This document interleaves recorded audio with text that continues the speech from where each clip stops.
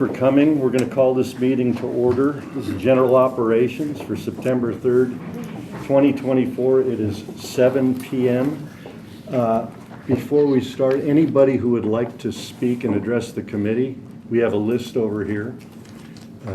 And you please sign in. When you do speak, you'll have 5 minutes to address the committee. Appreciate that. We will have the invocation done by Chairman Hyde. Father, we thank you for the beautiful day we've had today. We thank you for the many blessings that you have bestowed upon us. We pray especially now for this meeting that you'll give us guidance and direction to make good decisions for the people of this county. We pray in thy name. Amen. Amen. Before we approve the agenda without objection, I'd like to add 2 items to new business, if I may. The first would be item E, which would be a discussion of the new county water system that's being put in. I discussed this a little bit with Mr. Sittler, and I don't know that there's anything we can do, but I do want to make it a document of record of what's going on with that. So that's the SWIFT, is it the SWIFT water system? It's in the document. I can't remember. I can't either. But we'll just call it the federal grant and the water system for the county.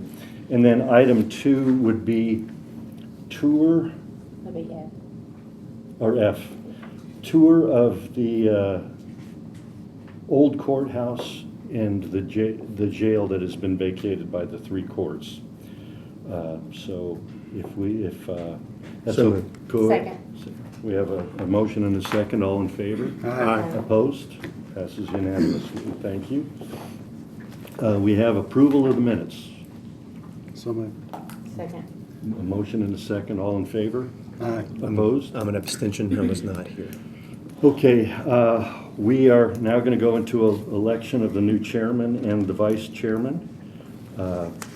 Do we have any nominations?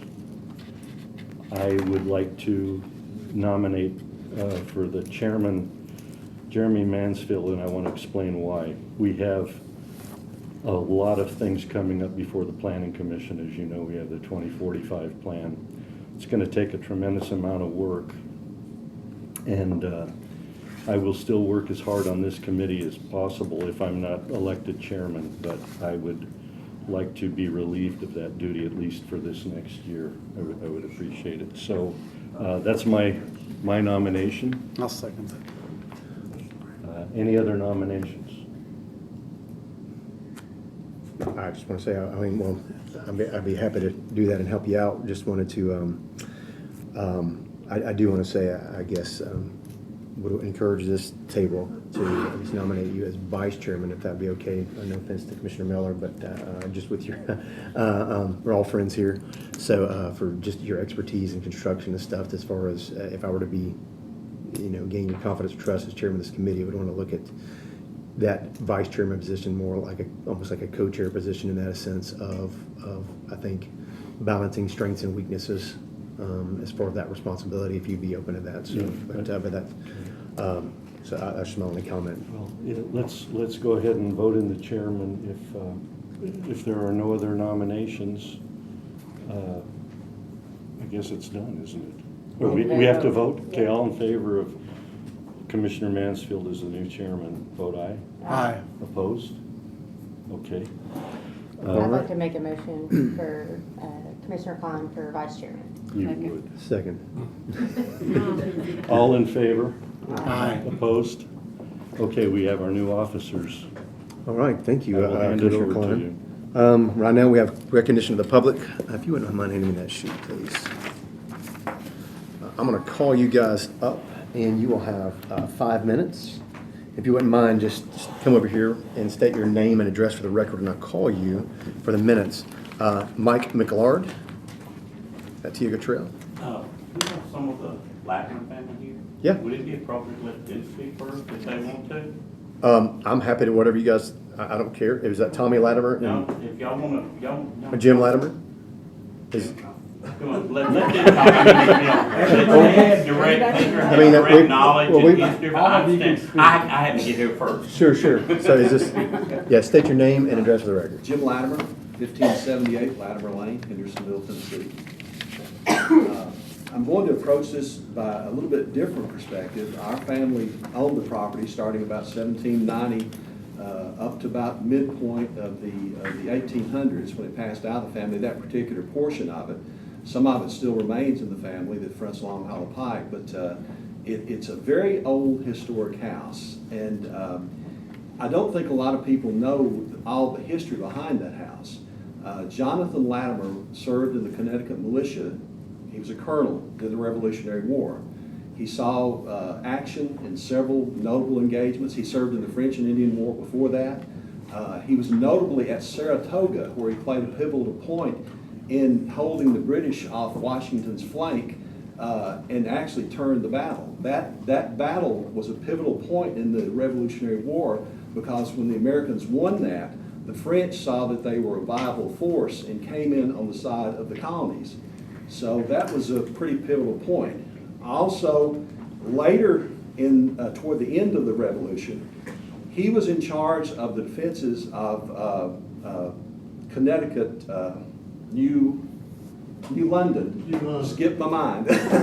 New London, Connecticut, when a former friend of his, former commander of his, Benedict Arnold, burned the town of New London, Connecticut. So he came up in relief once, and the British had moved out. He came up in relief of that. And then after the war, they located to the Tennessee frontier. Bought 650 acres over there between Station Camp and what's now Latimer Lane, running all the way back to Brinkley Branch, which Tommy discovered a few years ago. That's where the colonel is probably buried now. We didn't know where he was buried. He has a marker at the beach cemetery, but he's probably buried over there in an old family plot.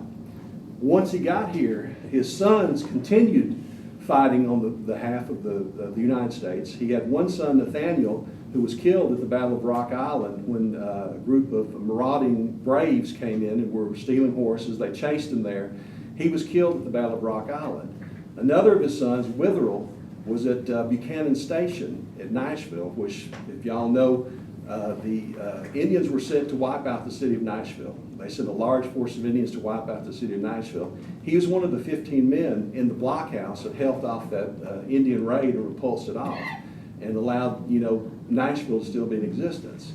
Now, I've always known the Brown house was there. When I was a little boy, I knew it was my ancestor, Charles. Charles was one of Jonathan's sons, who also, he had about 3 or 4 sons served with him in the Revolution.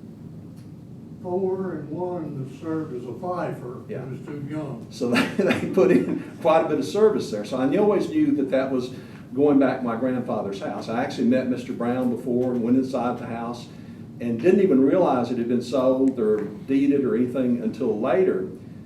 And I know that he made allowances in his will to take care of the house.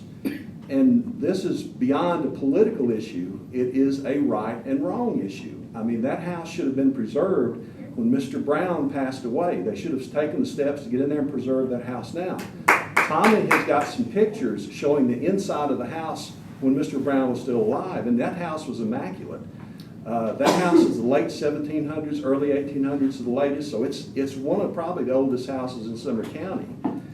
And we have not in the past done a great job of protecting our old houses. The Hancock house, the Halfway house, they're just a memory now. So it's something that needs to be addressed, and something when you take care of his wishes and preserve that house. It's a great historical, place that a lot of people do not even realize the historical connections it has. Thank y'all for letting me talk. Hopefully I didn't ramble on too much. Thank you. Tommy will give you much more in detail. He's very detailed as far as the genealogical history of the Latimers. Thank you. Thank you. Thanks, Jim. So Tommy Latimer, would you like to go next? You can come up and state your name and address for the record, please. I'm Tommy Latimer, 264 Esther Road, Portland. I guess I'm the unofficial Latimer historian. Everything Jimmy said is right, except the Battle of New London wasn't much of a battle.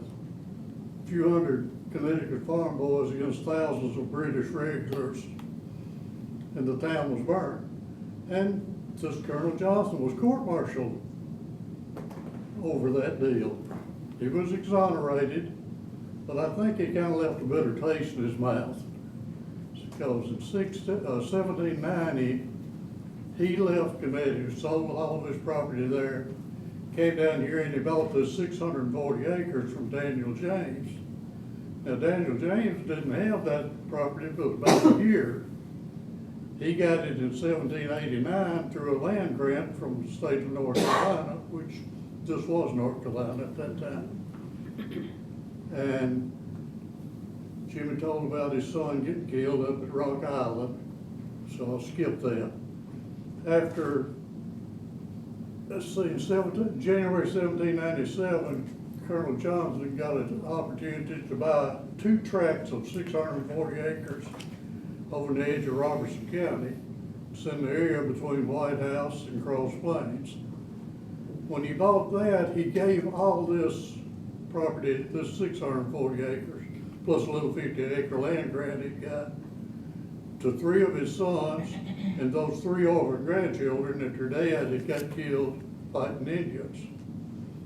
Charles got the south end of it. Now, this was in April of 1797, and Charles, I don't know when he built the house. He died in 1827, so he built it during that 30 years, and I think very early in that. I'm guessing between 97 and 1800. And the house is actually older than the Hermitage. Of course, Hermitage has been 4 different Hermitages, but it's older than at least 2 of them, and maybe even 3. But Charles, the land stayed in the Latimer family from 1790 until 1910. Come through Charles, his son Oliver, Oliver's daughter Harriet, that never married and stayed with Oliver and his wife, took care of her parents. And when she died, 3 of her brothers, which she left no heirs, 3 of her brothers stepped in and sold the property. And that's when it went out of the Latimer family. And it went into the Griffin family. And it went from, the names changed, but it stayed in the Griffin family until Mr. Brown's wife and her first husband bought it. That was in 1960, 50-some years it stayed in the Griffin family. Not necessarily Griffin names, but you could read the deeds. It'll say, for pardon in consideration of $5, I transfer it, or $10. Sometimes some of the deeds says, for love and affection of my son or daughter, but it stayed in that family until Mr. Brown bought it, or Ms. Brown and her first husband. After her husband died, she married Mr. Brown, and they transferred, I think in 1979, that they transferred, put his name on the deed. So I met Mr. and Ms. Brown. I moved back here from Florida in 96, and shortly after that, I was doing some research and met them. And Mr. Brown asked me if I could trace that property back, and I did, and gave him a copy of it. And he supposedly, he said he gave a copy to Dr. Phillips when he was superintendent of schools. What year was that? What year? What year did he gave it to him? 2 or 3 years before they made the deed. I'm guessing somewhere 13, 12, 13.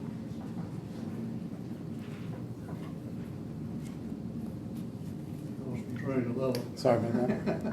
I've had a stroke a few years ago. My memory's not too good. But Mr. Brown's wishes was that the house be preserved. That was the deal behind the whole thing. He wanted the house preserved.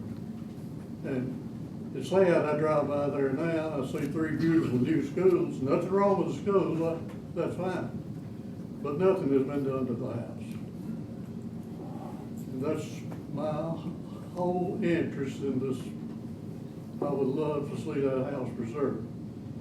That house is, like Jim said, one of the older houses in this county. I'm not gonna say the oldest, but one of the older. Thank you. Thank you. Thank you. All right, Mike McLeod? Yeah, I'll be happy to speak. I'm not gonna be anywhere near as good as these two gentlemen or have a history behind it. Mike McLeod, 102 Tioga Trail. If you wanna know where that's at, you can go to the elementary school over there, walk into the playground, walk the sidewalk up to our neighborhood, and you're gonna walk into my front yard. That's where I'm at. We've been out there 34 years, and the only thing on that side of the fence at that time was Mr. Brown and his cows. I met Mr. Brown a few times, most of the time when he was out working his cows and I was working in the yard. Didn't know him very well, but I did get the impression that when he wanted something done a particular way, that's how he wanted it done. And for the $500,000 not to be used to protect that house is, as a friend of mine said, that's just almost criminal. And if it isn't used properly, it will be criminal. And I guess I come from a different era. I grew up, in the 50s and 60s where, you took your hat off when you went in the house, you wore nice clothes to church, and, family was important to everybody. And if a will was drawn, everybody made sure that the specifics of the will were carried out. So do the right thing, guys and ladies. Thank you. Hey, thank you. All right, next up is Miss Cynthia McLeod.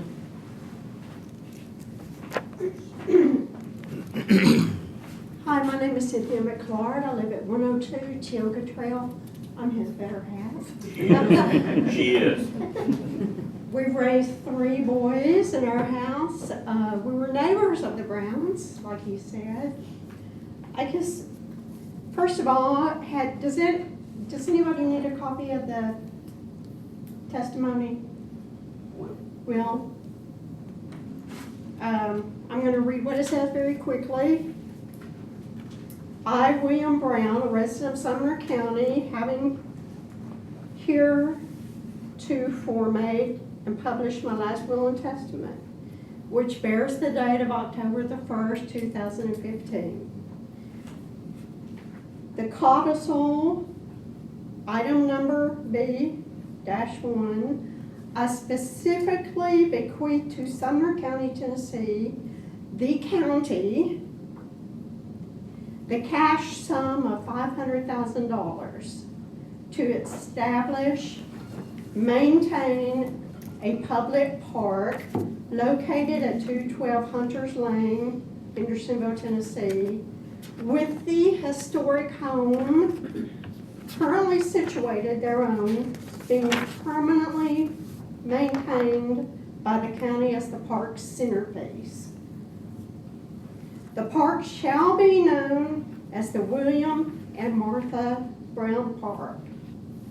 This bequest shall be a restricted fund held by the county in a separate account and used solely for the purposes of the establishment, promotion, ongoing support, and maintenance of the William and Martha Brown Park. When I looked at the copy of the budget,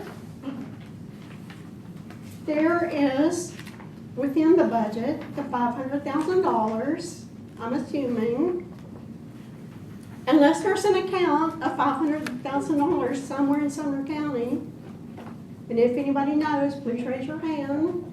But I'm assuming the $500,000 is pieced in this $1.25 million.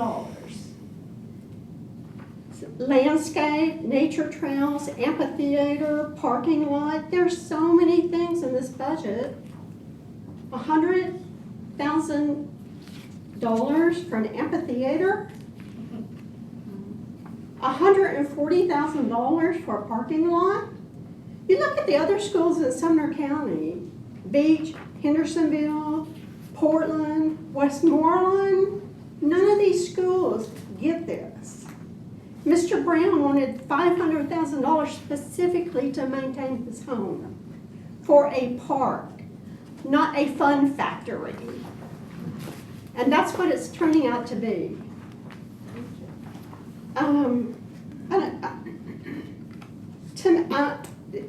I just found out about this about 2 weeks ago, and I'm highly upset.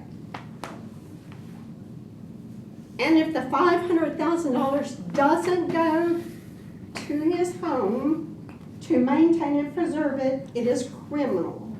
And I'm sure there will be questions raised. We all have attorney friends, we have lawyer friends, and we're not scared to use them. If anybody needs a copy of the budget, does everybody have a copy of the budget? It's in the agenda. It's in the agenda? I don't have a copy of the agenda.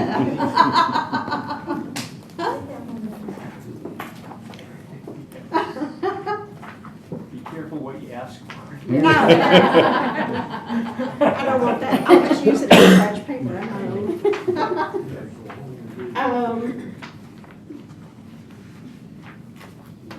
And I just feel like when I have a will, my last will and testament will be used appropriately by my wishes and not some government to change the will that I don't know anything about because I'm dead. That would be true. Come back and haunt them. Oh, I will. I'll be back. I'll be back. Okay, about 12 more seconds. Okay, 12 more seconds, Yes, ma'am. okay. I would also like to make a point that Scott Langford, in one of his quotes, he said the Liberty Creek school system will be the gold standard for the Sumner County schools. I'm wondering where Scott Langford is. I'm wondering where Isabel is. I don't know who has the money today. Do they have the money today? Where's the money? Where's the $500,000? This should have been, the man died in 2017. The maintenance of the home, the repairs of the home should have been started in 2017 when the will was printed. But it hasn't been touched. And we live next door to it. Sometimes we get on our gator and we go down to the school and we look at it. And it's in shambles. It's embarrassing. And you know what? I have a feeling that this is just a feeling that I have. They're gonna claim that the house is beyond repair. It's gonna rot. Let's just bulldoze it down. That's my fear. That is not Langford's wish. So whatever it takes, out of this stupid budget right here to repair his home, let's do it. And I mean do it now, do it right. That's Thank all I you. have to say. Thank you. Miss Karen Atkinson, you mind state your name and address for the record? It's okay. That's all right. Karen Atkinson and my husband Greg and I are here tonight. We live at 112 Ridgemore Trail, Hendersonville. So we're right around the corner from Cindy and Mike and the school, which is awesome. My kids are already grown, my 3 sons are grown. But we've been there for 36 years. So we've seen that house, every day, going in and out, just driving. And I did go to the house to see the inside when there was an estate sale, just because I'd never been inside, and I was just fascinated by how cool it looked. It's just older, and I'm old. I'm 75, so I see my parents, family in homes like that, and this I don't get this either. I don't get it. I mean, geez. My husband's self-employed. He could bid on some of this stuff. I swear to God, you do a whole lot better. These prices are just, I don't know, it's just very upsetting. And the fact that he said that this is what I want. This is what I want done with my home and my money. And expected people to follow out his wishes, because that's the law. I mean, it's just wrong. It's just wrong, I'm sorry. Thank you. Thank you. Mr. Anthony Jones.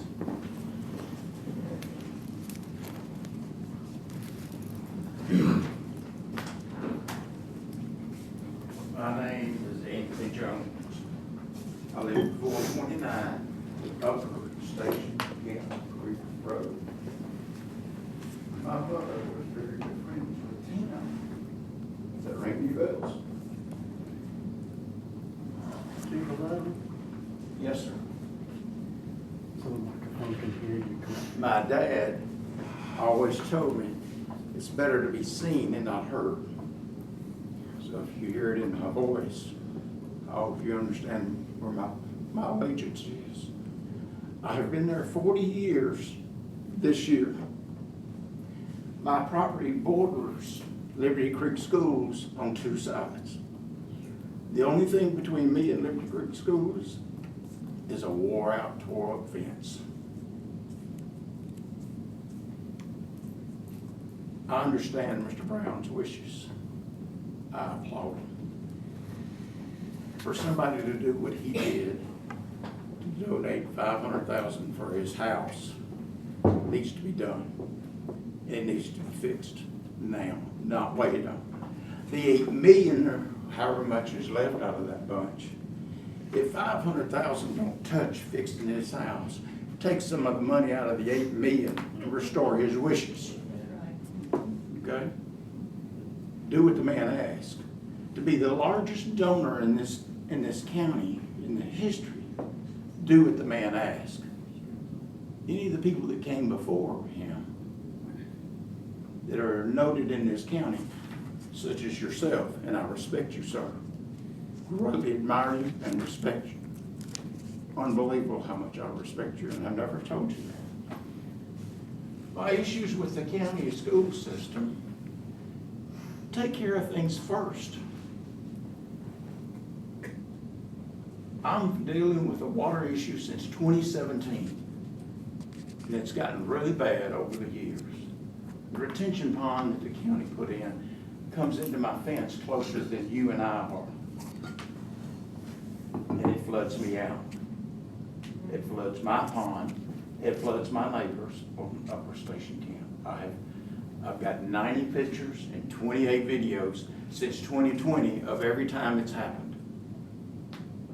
I've been in front of Dale Phillips. We want to be good Phillips. Dale Phillips told me numerous times, we want to be good neighbors, good neighbors. Scott Langford, good neighbors. We want to be good neighbors. We're going to make it right. Well, I'm still dealing with the floods.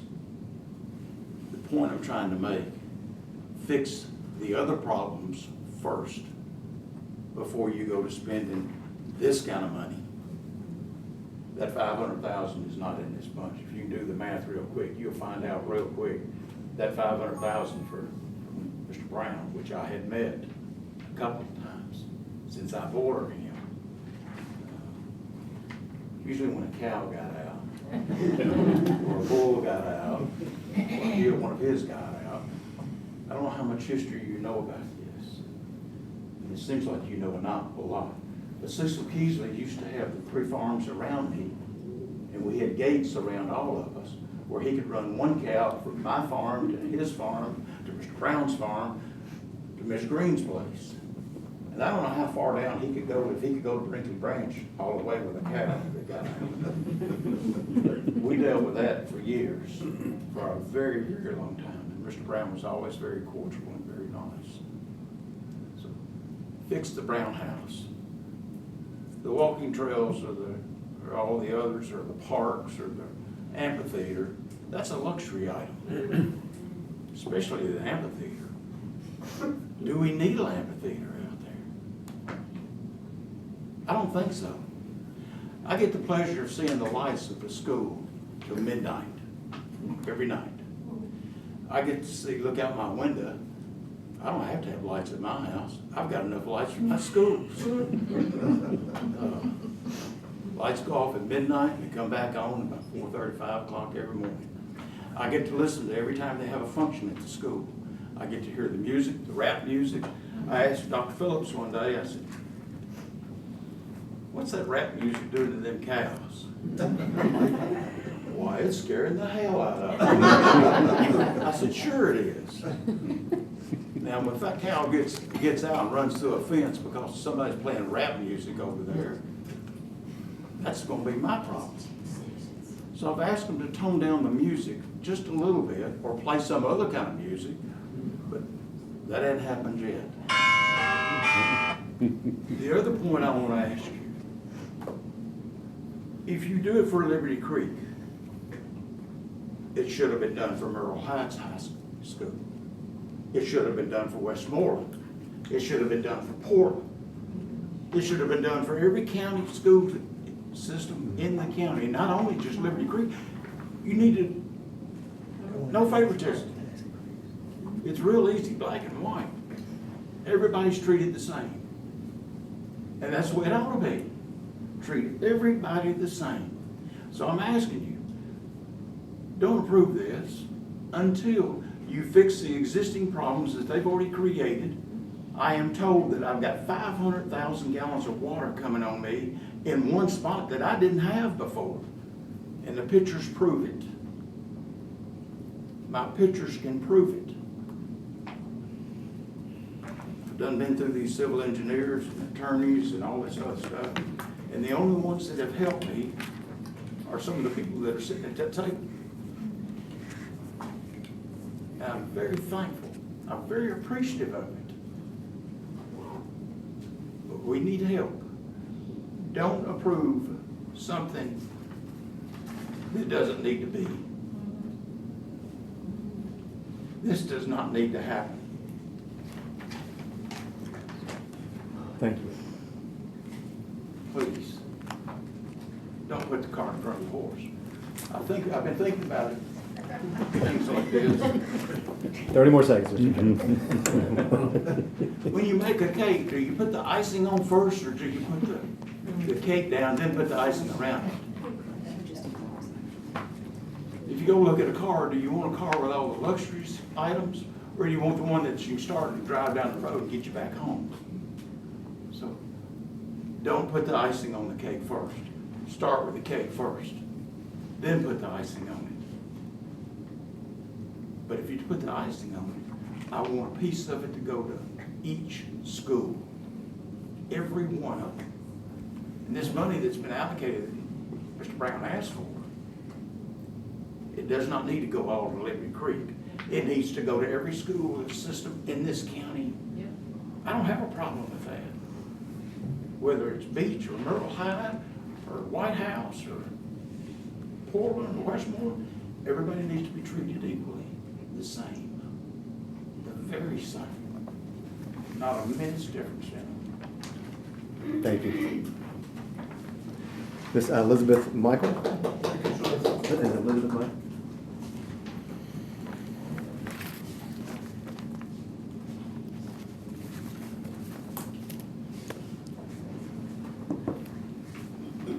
My name is Elizabeth Michael. I live at 1745A Garrison Branch Road, Cottontown. Do any of you people play chess? Anyone in the room, in the whole room, anybody play chess? You a little bit, you some?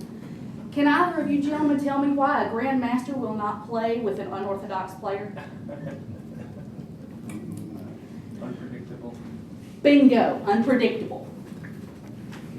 I find it very interesting that in all the posts I've seen, in all of the comments I have seen, everybody keeps saying there's no family left. Guess what? There is. All right. My great-grandmother was the aunt of William.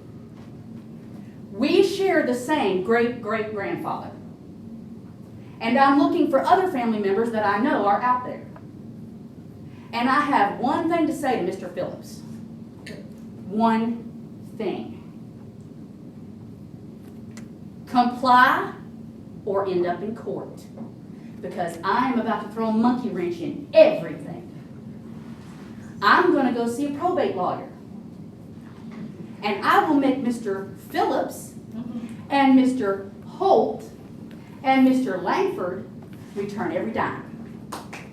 And then I will make sure this house is taken care of. I will make sure this park is put together the way it's supposed to be. And then I will turn it over to the county for it to be taken care of the way it should be. And it's not going back to the school system. Because my cousin wanted this park with the house as the centerpiece. With the house as the centerpiece. Now, yes, this was done. Here's my grounds for fighting. That will was changed. My grandmother knew William. I didn't get to because my mother kept me away from everybody. But my grandmother knew William. And she said he wouldn't have made that kind of change without something either being said or done to him. Because like you gentlemen said, you knew him. And if he wanted something done, he got it done that way. That way. Now this second change may be what he wanted ultimately. But it raises the question, what was the will before it was changed, before the codicil was brought out? And who said what to him to get him to make that codicil? Those are my questions. But I know I'm not going to find the answer to that last one. But the second one, that monkey wrench at this point is huge. And like I said, I'm looking for other family members because I know they're out there. Because I know my grandmother had several brothers. And William was her nephew. My grandfather, who was her son, had several siblings. So even though their last name is Hardison, they're still Browns. And there were a lot of them. Because she was only a Hardison by marriage. I'm only a Michael by marriage. I'm a Hardison and a Brown by blood. I'm also a Garrison by blood. So my family, whether it's the Browns or the Garrisons or the Hardisons, have been in this area for over 200 years, and I've got a cemetery to prove it. Because the cemetery on my property goes way back into the 1800s. And I've got pictures of all the headstones. So family, you got plenty of it. I just have to track them all down.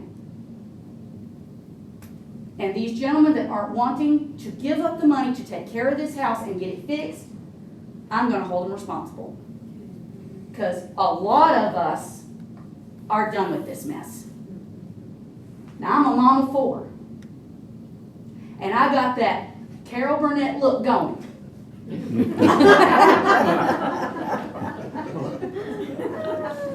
My kids know if I'm speaking French, they're fine.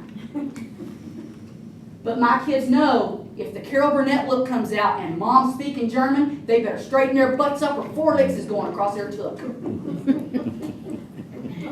Well, I think it's about time the rest of us need to start getting that Carol Burnett look going and start speaking German because these guys aren't doing it. Thank you.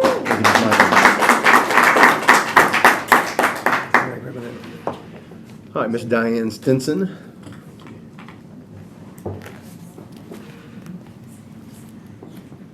I'm Diane Stinson. I live at 1011 Lindell in Castaic Springs. I am a descendant of Charles Latimer. He was my 5th great-grandfather, and it hurts me to think that this home that he built is sitting and falling apart because the money is not being spent correctly. It's not being, nothing's happening to the house. And I agree. This is turning very criminal. And if something's not done soon to this house, legal action is coming. So, and I know a lot of people. I've retired from the state court system. So I'm more than willing and ready to do what I need to do. That's all I have to say. Thank you, Ms. Stinson. Kevin Baker. Oh, boy. Where do I start? Kevin Baker, 424 AB Wade Road. You know, it was interesting to hear the history, and you can tell I'm not from here. But I'm a Connecticut Yankee, just like your forefathers. We got here as soon as we could. And for the last 10 years plus, we sat in this room, my wife and I, by ourselves. It is so humbling and reassuring to see y'all show up. This is why we've been fighting. We sent a letter to the Attorney General when this property was bought to investigate this, because there were just so many things that just didn't fit with the character of the, and we were only here a couple of years. It made no sense. So I applaud you all, and I'm getting goosebumps. You know, I heard what one of you said about that there's schools now on this property. I bet those schools could learn a hell of a lot if they listened to what that house said. Yeah. The history. But we've forgotten that. We've got a bunch of leftists running our schools now that don't give a damn about the blood, sweat, and tears of the people that made this country. And y'all have heard this many times, so I'm preaching to the choir. And these people are not the problem. They're on your side. That $500,000, that's like a drop in a bucket compared to what's going to be needed to maintain this house and do it properly. To be building amphitheaters, it's ridiculous to me. You know, the same former people, Anthony Holt-led people, wanted to fix up a stone barn. We have a house that's older than that stone barn, and they're going to just let it go to rot. It makes no sense. My heart is warm to see this, and it's why we moved here, for people like y'all. And so, but if anything we have that we can share with you of the digging into stuff, we're more than willing to help you. So thank you. Thank you, Mr. Baker. All right, concludes recognition of the public. For the chairman, did have something thought about saying, but I'll skip it. Report of the county mayor. County mayor not here this evening. Did you receive notification? I received notification, and it was specifically to me. And this is the 4th in a row meeting that he's missed. So this is 4 months in a row that he's missed general ops? Yes. Even though Free doc is paid. Can I ask a question about that? Go ahead, Tim. Is there anything we can do besides just request? Yeah. But there's nothing. I mean, it's, I'll make a motion for discussion. Second. All in favor say aye. Aye. Any opposed? All right. I just wondered if there's anything we can do to, other than just ask him to please attend. It seems like every time this issue comes up on our agenda to talk about the Brown House, he doesn't show up for some reason or another. And it's very important that he's here, as he's one of the trustees of this, and he has or can get answers, but he refuses to be here. I want that known for the record, for the public, but also it's a genuine question. Is there anything we can do? Maybe it's a question for the law director. He can just elect not to come. Go ahead, Mr. He's an elected official. He can work his office however he wants to, short of breaking the law. So I would say his non-appearance should speak for itself. But other than that, legally, there's not any recourse. The public just needs to know that he's not coming to these meetings with important issues to them. He's choosing not to attend. And I don't know if it's coincidence that many times in a row, if it's on purpose. I guess in this instance it is problematic if you're saying it's every time the Brown House is discussed, only from the fact that I think he is one of the trustees for the Brown House along with Director Langford. Is that right, Mr. Law Director? Correct. Okay, so that we've gone through this multiple times as far as how Tennessee state statute reads, as far as the delegation of authority between the county executive and the county legislative body, TCA 5-6-108 states that among other duties, it is a county mayor's duty to have the care and custody of the county property except such as is by law placed in the custody of other officers being the county commission. And the county legislative bodies has the power to erect or control and dispose of public county buildings. And so definitely the TCA is pretty explicit on the county commission's authority to direct, to control, to manage, supervise, and provide that type of guidance or authority over. And I've said this before in another meeting, that think of the county mayor kind of like your property manager and the county commission as the property owner, whereas the property manager delegates day to day, like, hey, the roof's broken, go out there and fix it. But the property owner is the one that tells them to do that. That's what this committee does, legislative body does. So in this instance, it is troubling that the county mayor is choosing not to come to talk about this very important issue, where he is the trustee, both legally a trustee, as well as, I believe it's been asked multiple times for a key to the building for this committee to assess it, almost for the past 10 months, if I'm not mistaken. I'm just catching up here. It was one of the first things we asked. So that's not been given over. So these are, I see this as a obfuscation of the county legislative bodies or this committee's ability to assess that on behalf of the county legislative body as a authorized arm or agent to bring before the full commission. I guess that is problematic. So I'm surprised it's here, 4 months in a row. That's a long time not to report. But I guess, Vice Chairman Klein, do you have anything to add as far as the roof and parapets, the storm drain, or the lower station camp greenway appropriation? Or should we just wait and keep this under? We got a lot on the agenda, so we don't have to belabor it. Yeah, I'm going, we don't have to belabor it. I'm going to respond to his progress report that he sent. Okay. I wanted to talk about it tonight, but he's not here, so I will do it in writing. Well, without objection, we can talk about that if you want to after new business, because I know we have a lot of people here specific for the Brown House, so I don't want to belabor discussions, but I'd be glad to if after we get through that. So without objection, I'm just going to move report the county mayor's back under new business for us, if you want to give that, I guess, Okay. address that report, but Okay. we'll mark that off. All right, we'll move on to old business. State Fire Marshal and Millersville codes regarding Bethel Road EMS facility. Do you have a report for that? I don't exactly have a report. We approved the letter that you had received from the city of Millersville.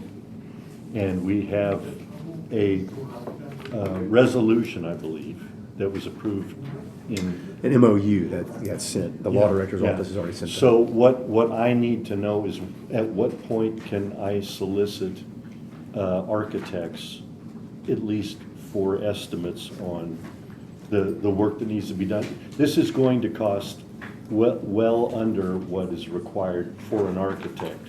But what we need in an architect is actually how to handle the codes of that specific building. Buildings are classified differently, and so the architects know what that is. So what I would like to do is I would like to get prices from architects on what it would take to make those sleeping quarters right.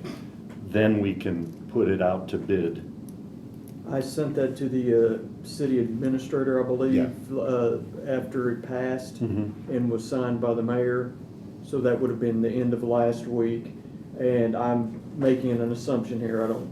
Can't base this on anything, but he's probably going to have to run it through whatever entity they have at the moment to get that approved. And then once they sign off on it, I believe you'll be ready to roll from there. But I just hate to advise you to go ahead and start walking the building to make repairs when he hasn't gotten the sign off yet. But I'll follow up on that this week. Okay, great.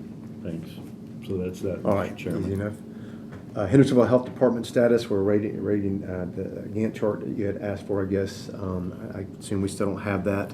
I do know that back in, I guess, April 2024 budget, when we were on budget, that, and this was in this August budget appropriation, we've already approved the for $661,400 from ARPA to go towards the state's matching grant. I think bumped up to $2.645 million. It was a state contribution. They had put in $600,000 for inflation in addition. So originally it was 1.984. They bumped that up to 2.645.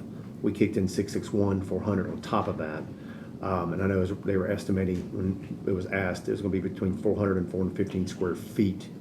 And they were doing, I think, a 6,000 square foot rebuild double decker. That's what they were talking about. They were trying to reduce the footage. Go from 6,000. They were trying to reduce it from 6,000. Yeah, because they were afraid that the budget was getting too high. Gotcha.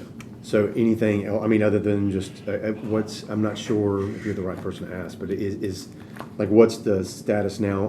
Who are we waiting on for that health department to be torn down, and because they've evacuated it and to be torn down and rebuilt? I think they're waiting until they're going to have to put it out to bid, and that would include demolition. So as of last week, in talking to Hal Hendricks, there was the floor plan had not been finalized, and I had asked.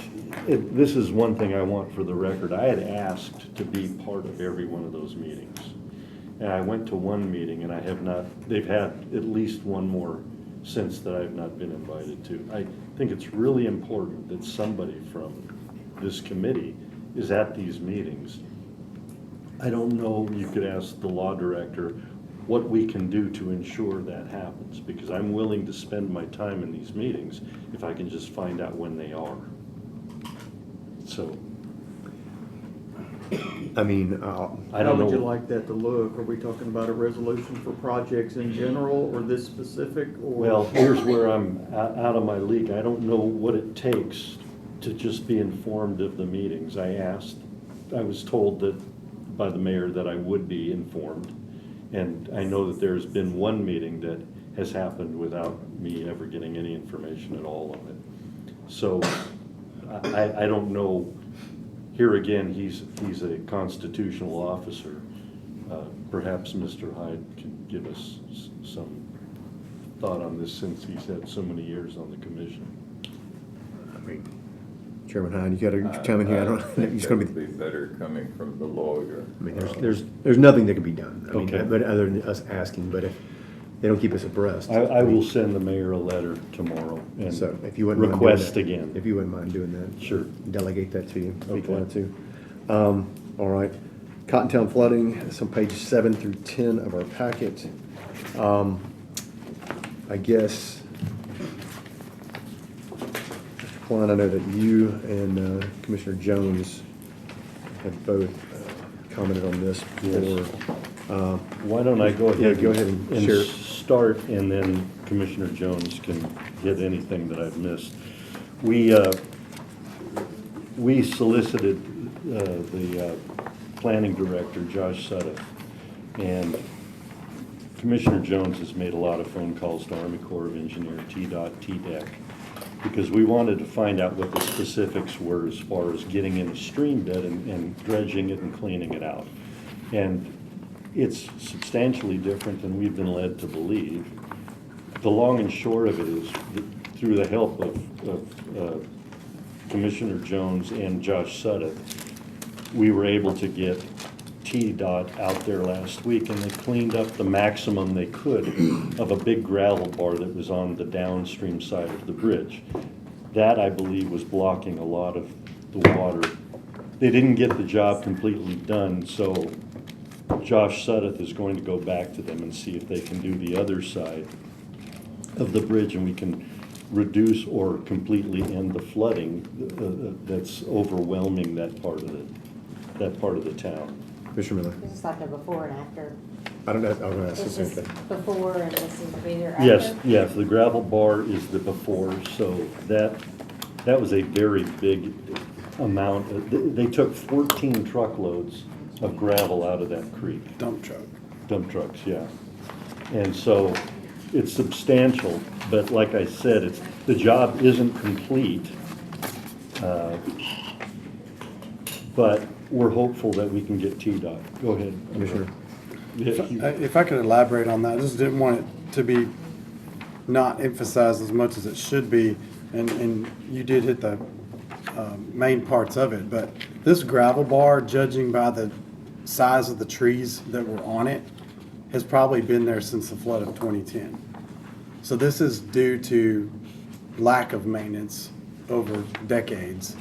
Back in the early days, we heard stories about somebody that would sell gravel to the same people upstream from their driveways that lost them during floods, and there was always somebody continually cleaning out these creeks.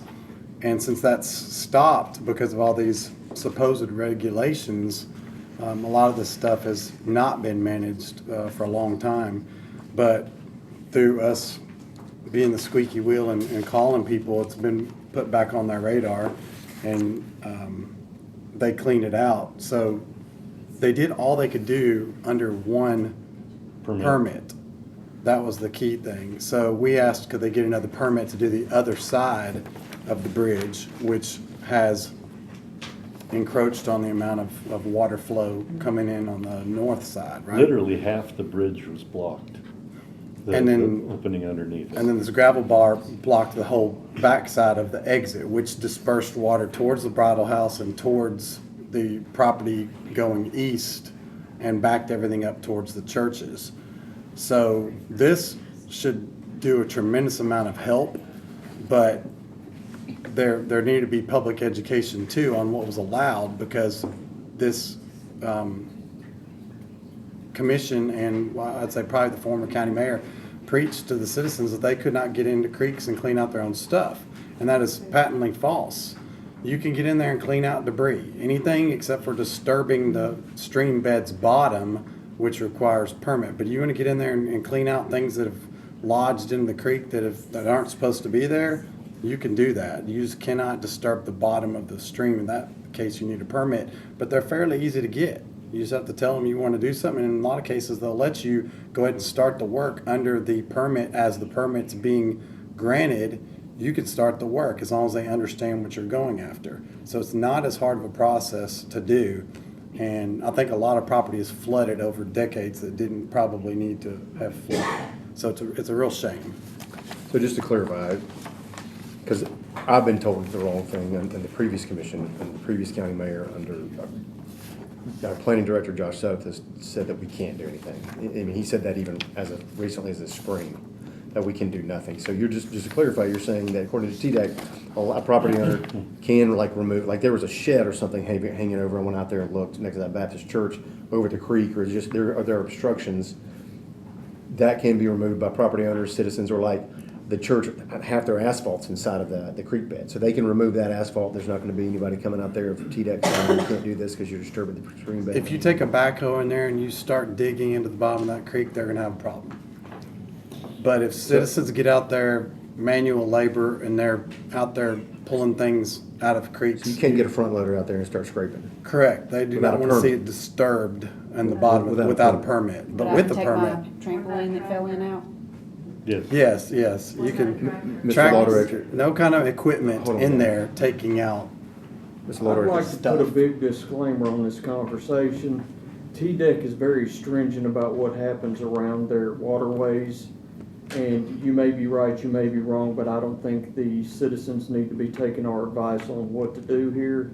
So this should not be used by anybody to direct them as what to do with these streams. If they're unsure, my recommendation is to get with Josh or get with TDEC, because in my private practice, I've had some run-ins with TDEC, and they do not mess around when it comes to violations. Well, if I could just leave it at this, then there's a website under TDEC, and it's frequently asked questions, and it defines what you can and cannot do.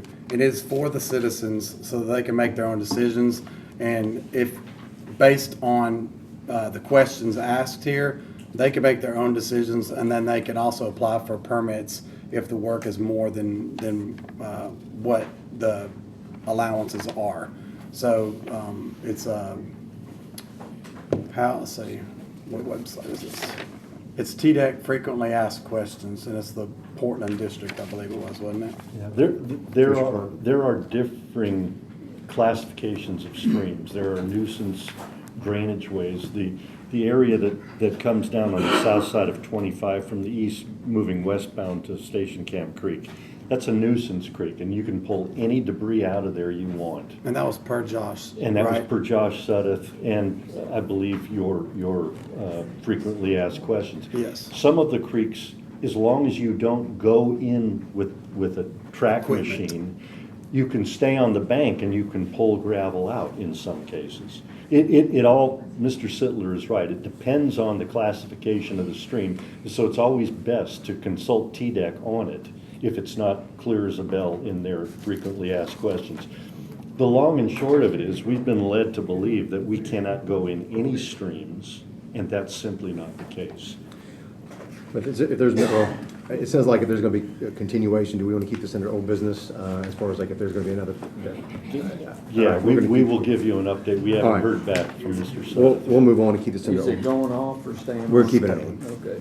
We'll keep on Hendersonville Health Department as well as, so far, everything's gonna stay under old business, stay on A, B, and C. The Gallatin Library Parking Ad Hoc Committee, item D, I don't know what this is. I can speak to that, Mr. Commissioner. Chairman. Actually, Commissioner Boyd has taken this under her wing. She scheduled a meeting. It's going to be on September 19th. I'm going to be out of the country for it, but there is a group of people that are going to be discussing it. They're going to be discussing options of what can be done in the library parking, because depending on the time of day, the day of the week, that parking lot can be packed full, and then there are other days that it's almost empty. But a lot of the people that are parking in it are using the court, the new courthouse next door, and they should be over at the parking structure rather than on the library. Well, I remember this over a year ago or 2 years ago. I mean, Mo Taylor and I brought this up in the previous commission. It's going to be a problem, and we brought this up. This committee brought it up a year or two ago. I remember listening to that being a problem. So, Yeah. my question: Who is on this ad hoc committee? Is this a function of Gen Ops, or what is this? Well, what is this born out of? it was asked to be formed by me, and Okay. so I did, and I sent out an email, and then Commissioner Boyd wanted to go ahead and schedule it. I let her do it. So it's Mayor Brown, the City of Gallatin, Mayor Isbell from the county here, Danny, Commissioner Danny Sullivan, Commissioner Boyd, the manager of the Gallatin Library, and then it was going to be me. But since I'm going to be out of the country, I would welcome anybody sitting in for me. What day is that? 9/19. 9/19, I believe it's a Thursday. All right, you and I can discuss that afterwards. I can just Okay. coordinate if I remember. Get All right. understood. All right. Well, thank you. So that's on the 19th. All right. All right, now then to some meat and potatoes here. The Brown House, Will, Codicil, and Park. Do I have a motion to discuss? Motion to Second. Motion discussed by Commissioner Klein, seconded by Commissioner Jones. All in favor, say aye. Aye. Any opposed? All right. Floor is open. Who would like to go first? I can find what I'm looking for. I would like to read something I prepared today, and it's in the handout packet that, and it, find it.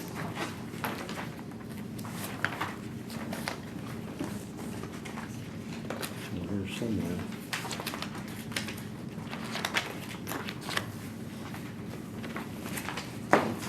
Where did it go? Oh, I know it. I know. Thank you. Okay. All right, so this is, what I did is I studied the will, I studied the deed, and I studied the MOU that was created by, I believe, Mayor Holt. And so I'll just read from this, it's not a long read. It said, with the Brown House, it must all start with the will and the intent of Mr. Brown. Codicil number 1 dated 3/16/2016 reads, I, William I. Brown, a resident of Sumner County, Tennessee, having heretofore made and published my last will and testament, which bears date of October 1st, 2015, make and declare this is a codicil thereto to wit. First, modify item 2B of my last will and testament by replacing it in its entirety with the following. B1, I specifically bequeath to Sumner County, Tennessee, the county, the cash sum of $500,000 to establish and maintain a public park located at 212 Hunters Lane, Hendersonville, Tennessee, with the historic home currently situated thereon being permanently maintained by the county as the park's centerpiece. The park shall be known as the William and Martha Brown Park. This bequest shall be a restricted fund held by the county in a separate account and used solely for the purposes of the establishment, promotion, ongoing support, and maintenance of the William and Martha Brown Park. There are several questions just from this one section of the codicil. 1, the money was bequeathed to the county. It was not bequeathed to the county and the board as well, all the rest and residuary of my property, as was stated in B2 directly below. The park is established as a public park and not a school park. The historic home shall be permanently maintained by the county, not the board, as the park's centerpiece, meaning it takes top priority. 4, the codicil further reads, this bequest shall be a restricted fund held by the county in a separate account. It was never intended to be controlled by the trustees and or the board. 5, there was no property size established for this public park. 6, there are no other amenities established for this public park.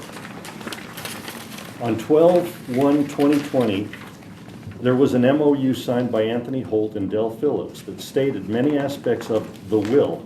Some were true, some were stretched, some were fabricated, and some are false. The second whereas reads as follows. Whereas on February 16, 2017, Mr. William Brown passed away, ending his life estate in the Brown property parcel, and as part of his estate left to the county and the board funds which contain certain conditions regarding the creation of a park on the Brown property parcel and future funds for school technology and that's where that whereas ends. The MOU is mixing two separate statements in Codicil 1 that were never intended to be combined, thereby commingling funds that were to be established separate from each other. As stated above, the park is public. It is established and maintained by the county. The Technology Trust was bequeathed to the board. There is no combining ever stated in the will. The third whereas reads as follows. Whereas one of the primary conditions in the deed was that the land be used both for schools and a park, and this park shall be part of the overall Liberty Creek School campus, and that whereas ends. The only thing the warranty deed says is that the property was conveyed to Sumner County, Tennessee, and Sumner County Board of Education. There is no reference to a park or a house. The only property referred to is land and easements, and that's in the deed. The information suggested in the fourth and fifth whereases in the MOU are also absent in the deed. Continuing with the MOU, in the now therefore section, 1 is the delineation of the park. This must be arbitrary, as there is nothing in the will or deed as to size or location of the park. Who determined this? It should have been ultimately the county commission, in my opinion. The third one on the MOU, the board shall be responsible for the day-to-day operation of the park. This is contrary to the will and absent in the deed. 5, all state and federal laws, rules, and regulations relating to the access and use of school property shall apply to entire park area, as the acreage shall be part of the Liberty Creek Schools campus. Once again, this is contrary to the will and absent in the deed. 6, the board shall provide routine maintenance and any other necessary services to the park in conjunction its upkeep of the Liberty Creek School campus and the preservation of the park. And again, this is contrary to the will and absent in the deed. 8, the parties shall work together to create a plan for security and safekeeping for the park, and the end of that, this is outside the scope of the board. They have no involvement here. 9, the board shall work closely with the county parks committee to plan and coordinate the overall creation of the William and Martha Brown Memorial Park at Liberty Creek. grant applications, historic building preservation, and any other matters related to the park and acreage. This is not consistent with the will and absent from the deed. Furthermore, as we determined in the last legislative session, the Parks Committee never existed. It was not sanctioned by the County Commission, was not created to the requirements of state law, and was not necessary for the grant process. 10, the county shall annually contribute up to $25,769.50 to the board to be used for the maintenance and upkeep of the park. And as this MOU was never voted on nor adopted by the County Commission, this clause is null and void. And then finally, 11, this MOU shall be governed by and construed in accordance with the laws of the state of Tennessee. Had this document been brought before the County Commission, voted on and adopted, this might have been true. As it never was, there is nothing in this entire document that is binding. And that's my report from study. Yeah, I guess I'll just quickly respond to the MOU. The first time it was brought to my knowledge was the school board meeting on February the 20th, 2024 of this year. Being on the commission prior, as well as Chairman Hyde, this never did come before the county commission, never seen it, and you outlined some things that were important. Is that, you know, it's not valid to the extent that the county executive cannot commit the county commission to funding something in perpetuity without the county commission's approval. So that, I mean, that never happened. Especially it's the, you know, state law is pretty clear that the commission has only statutory authority to control and direct how county, which is non-school related property, is used, not the county mayor. So in the sense that former County Executive Holt went and signed that document as far as committing and controlling how that property is going to be used was outside of his statutory authority of a county executive and exceeded that bounds. On that alone, it's also invalid because it is the county commission as to the disposing of real property owned by the county, whether it's joint ownership, full ownership, or any other type of ownership. So, and I've said this publicly before, and we've talked about this at the law director, just to confirm some of your points you brought up in here of reasons why it's not legally binding with that MOU. I did read the deed again and did not see just anything about size, scope, anything, and nothing in the deed that would preclude anything from what's happening with the codicil, the trust, the will, or in conflict. I mean, I'm not, it was mainly about just the boundaries, I guess, of the entire, and I know that it was going through the planning commission. I know Mr. Jones came and spoke, for you guys are all on the planning commission, and he has reached out to me. I know Mr. Jones, he used to be my constituent before we got redistricted, and so I've spoken with him extensively about this, and I know you guys have as well, and he has asked me as his former representative not to approve anything until he gets his property fixed from the flooding and the damage the schools has done to his property. And that's a major problem because we're not being good stewards and we're not being good neighbors. And he had mentioned former Director Phillips, current Director Langford, stating that they would be good stewards, but they've done nothing yet to fix his problems or the neighbor's problems across the street. You can see it when you drive down the Upper Station Camp. I've driven down when it's flooding. He sends me photos and videos, so I have every single one of those photos and every single one of those videos. So thank you, Mr. Jones. And I know a lot of us have seen it. And we met at his property. We talked to Mr. Suddeth, and you know, unfortunately, he's had legal counsel. And you get into this, what do you do? And it unfortunately, we get in this. Our hands are a bound position unless we want to take legal action. And right now there's nothing that we can do for my understanding on behalf of the homeowner to help assuage his grievances from the school board, that a school board has to rectify that. But I know the planning commission can deny any type of approval, and I would encourage you guys to continue not approve anything until his problems get fixed. And I don't think we should approve anything here on this, anything moving forward until this problem gets fixed because we're being bad neighbors. But I just want to interject MOU real quick, Mr. Jones. Mr. Klein. Yeah, I do want to mention for the record that we have Mr. Langford in 3 separate meetings around the time of the final plat, the approval of the final plat, that he agreed there was a problem with the Jones property being flooded, and he committed to repairing it. I did talk with Mr. Jones a week ago, and he has heard nothing from Mr. Langford on any of these. How long ago was that, you said? I talked to Mr. Jones about a week ago. No, Mr. Langford. Oh, Mr. Langford, we approved that final plat back in April, maybe? Something like that. So it's been almost 6 months. I want to add a little to that. Mr. Miller. So when, when that was added, it was a situation where they were withholding sewer, and if we didn't approve that, then they were not going to have sewer at the schools. So they finally finished the sewer line, but that plat had to be recorded in order for the sewer to be hooked up.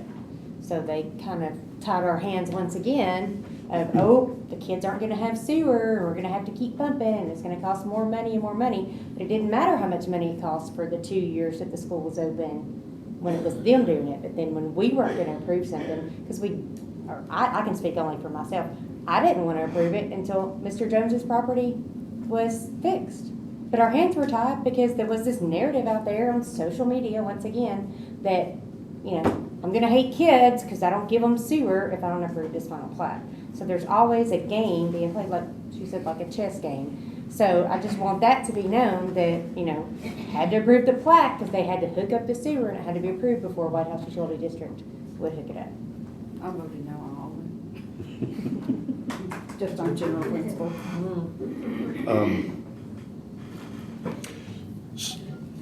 Go ahead. Commissioner Jones.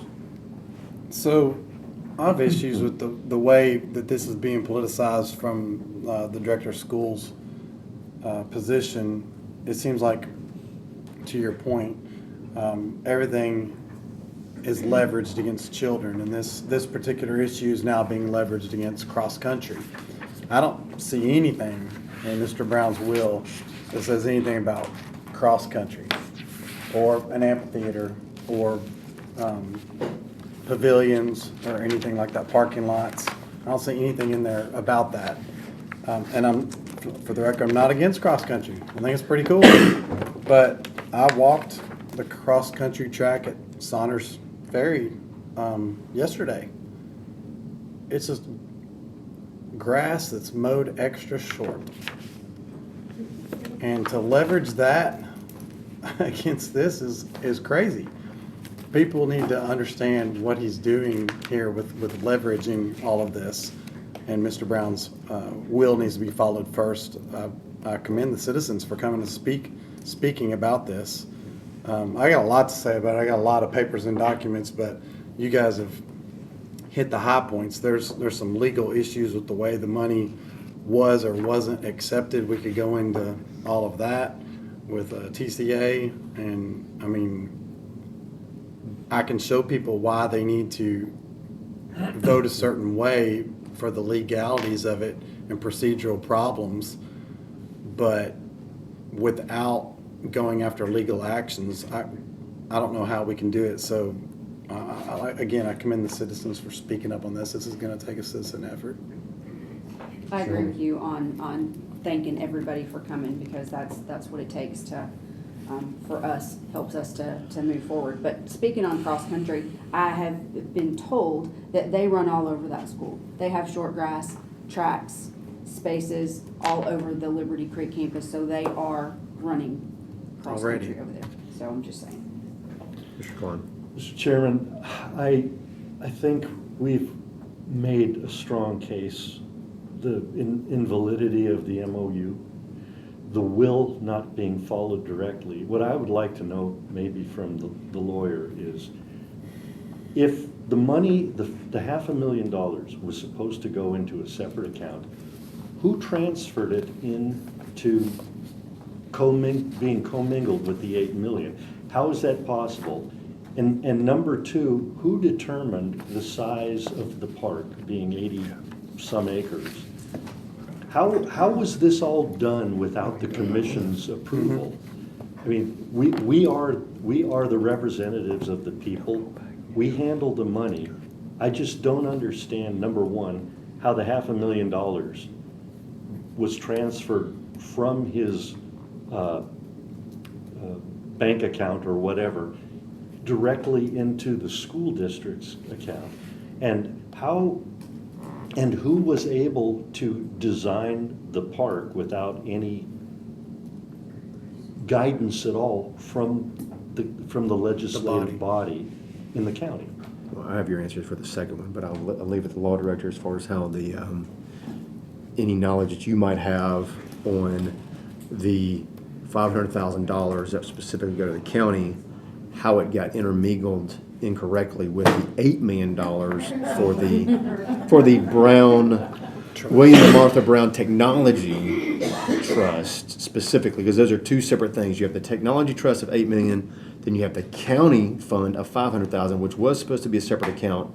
And that's just, was this 2015 when he died? Is that what? It's 17. 17. 15 So was the will. you're 7 years that money has been in the wrong account, based on what the codicil says. I can't answer where the money's at. Here's how the probate went down. I guess the question is, how did Commissioner Klein's question, when upon his death in 17, how did that $500,000 get commingled incorrectly with the $8 million trust? Why wasn't it separated out into a separate county fund at that time? The only answer I can give you is how the probate was handled, All right. and I did some research on the actual probating itself. When a will goes to probate, if it meets all the requirements to be admitted, the judge wants very little to do with the will itself, because he wants whoever's appointed personal representative to deal with those issues. And most of the time, the intent being that the judge isn't there to determine how the stuff gets allocated, and that it's in pursuant to the will. So that's why a will normally name a personal representative or an executor, something along those lines. So this went through a very typical probate process, which is the will was valid, the personal representative was appointed, this thing waived accounting, it waived everything it could statutorily waive, which means that the courts have very little involvement other than oaths that are signed that, yes, as a personal representative, I did what the will asked, here's my oath. And then I even have a statement from the director of schools at the time, Mr. Phillips, or Dr. Phillips, and the mayor at the time, Mr. Holt, that said they were given the money as outlined in the will, and there was basically no contest. They think everything was done. They don't have any claim against the will. Then the will was considered probated, and the probate was closed. So the disbursement of the money, how it got distributed, it's never part of the court's records here. So I have no answer for you, other than the fact that there is an oath signed by the mayor and the director of schools at the time that said they received the money in accordance with the will. They have it. What that means, I do not know. I do know that the codicil in the first part of it is the $500,000 should have come to the county, as I've interpreted before to you all, and that not only was a park to be established, there was no size or anything of that nature, only that the house be maintained by the county, and that it be the centerpiece or the crown jewel of said park. How the Technology Trust was established as well, and the Technology Trust has very specific parameters.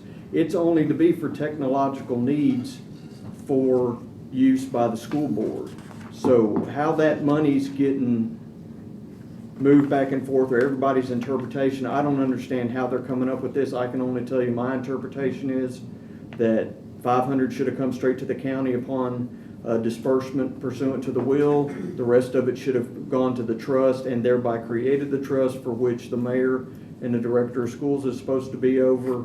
And as far as the money being distributed, I have no idea. It would take an audit on the trust account for me to be able to establish that. So my question for you there, you bring up a good point when you say upon the establishment of the trust, you're talking about the technology trust The specifically. technology trust. So the $500,000 is not a part of that technology trust. Correct, It's not currently supposed to be a part of that technology trust. correct.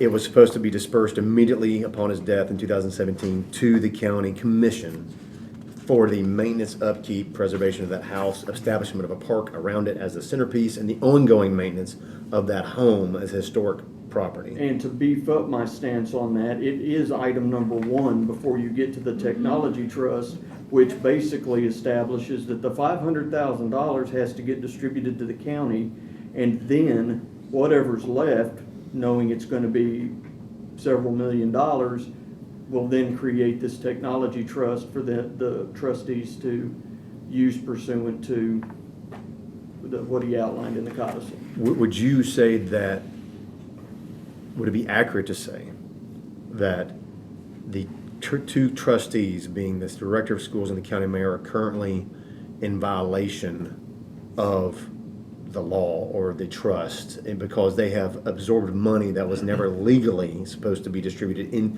absorbed into that money or commingled? So would that be, how would? You're asking an attorney that question, so here's how I'm gonna answer it. The current trustees did not receive the money. The prior trustees received the money, so I can't say there was malfeasance on the trustees' part at this point. However, it has been brought to their attention there, and we even passed a resolution. I believe the commission passed a resolution. April 2024. And a letter has been sent to the trustees saying you are aware of this situation. Provide us with documentation we got the money, or send us the money with interest that's accrued. And since that point in time, there's been no response. Correct me if I'm wrong, but I read an email, I remember, that I think a lot of, I don't remember who was on it, that the director of schools said as soon as the county establishes this park, that the money, the $500,000 would be dispersed. Is that, I remember that correctly? Yeah, It's that in was, this package. that was, And they have no authority to do that when the money should have come to us before they were even created anyway. Correct. So I'm just making the case that even though they're, I guess, correct me if I'm wrong, I'm going to say unlawfully holding those funds, even though they're not supposed to have it, even though the county mayor, the director of schools have been made aware that they're not supposed to have those funds, it should have been immediately dispersed to the county commission as soon as they found out about it. They're still refusing. They said, well, we'll release it if you pass a resolution asking a park. I mean, that sounds like holding something hostage to me. I mean, that's kind of what I mean, hostage negotiations about. So, Their alleged authority they do not have, is my opinion. Correct, but the county commission in good faith went ahead and met their demands to create a resolution establishing this park per the director's request, and then just saying that, hey, you'll release these funds back to the county rightfully after the passage of this resolution of April 15th, 2024. That still has not happened here almost 5 months later. I believe the follow-up to that was it will get, I do not remember where I saw this, but something to the effect that when we see a park plan, then we will distribute the funds. But that wasn't what was agreed upon. It was the, if I remember correctly. That's not an agreement, that's a resolution. Well, correct, but I remember the statement being said, and you correct me if I'm wrong, that it was if we established the park. And now the ball's moved yet again to say, okay, so that's my interpretation, yes.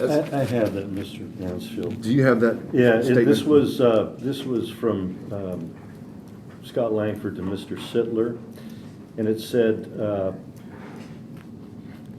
let's see, there's only one park. There is not a separate school board park and county park. The park design was presented to general ops, and the plans are in those minutes. You were at the meeting. Mayor Isbell and I have a fiduciary responsibility as trustees of the Brown Estate to ensure the park is built as intended. We will vote and transfer the $500,000 at that time.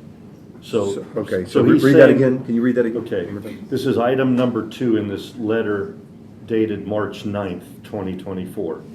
It says, Mayor Isbell and I have a fiduciary responsibility as trustees of the Brown Estate to ensure the park is built as intended. We will vote and transfer the $500,000 at that time. So the way I'm reading is he says they'll transfer the money after the park is built. So on this April the 15th, 2024, resolution a month later, the first, now be it therefore resolved, this body does hereby establish a county park at 212 Hunters Lane to be called the William and Martha Brown Park. And that passed, I'm not sure if it's passed unanimously, but it did pass the county commission. And it, I believe the county mayor signed it, but if he didn't, 10 days later, it became effective. And the next line asked them to go ahead and transfer the money. Yeah, we were asking. I know you guys have a lot to say, but I wanted to back up a little bit. I had a question when you were reading your statements. So this, set this on our desk. I saw this previously. It's TCA 5-8-101. And this is Mr. Law Director talking about the county receiving money. Saying that Part B, a county is authorized to accept and receive gifts and donations of money, intangible personal property, tangible personal property, and real property. Now here's the next sentence. If any such gift or donation is offered subject to conditional or restrictive terms, then the gift must be accepted by a majority vote of the county legislative body and must be used by the county subject to the terms of such conditions or restrictions. Two things. My first question is, did the county legislative body ever vote to receive these funds as far as? I could not find anything. So would you say the first time that the county commission voted to receive these funds from the trust, I guess technically would be April 15th, 2024, when we established this park and this resolution?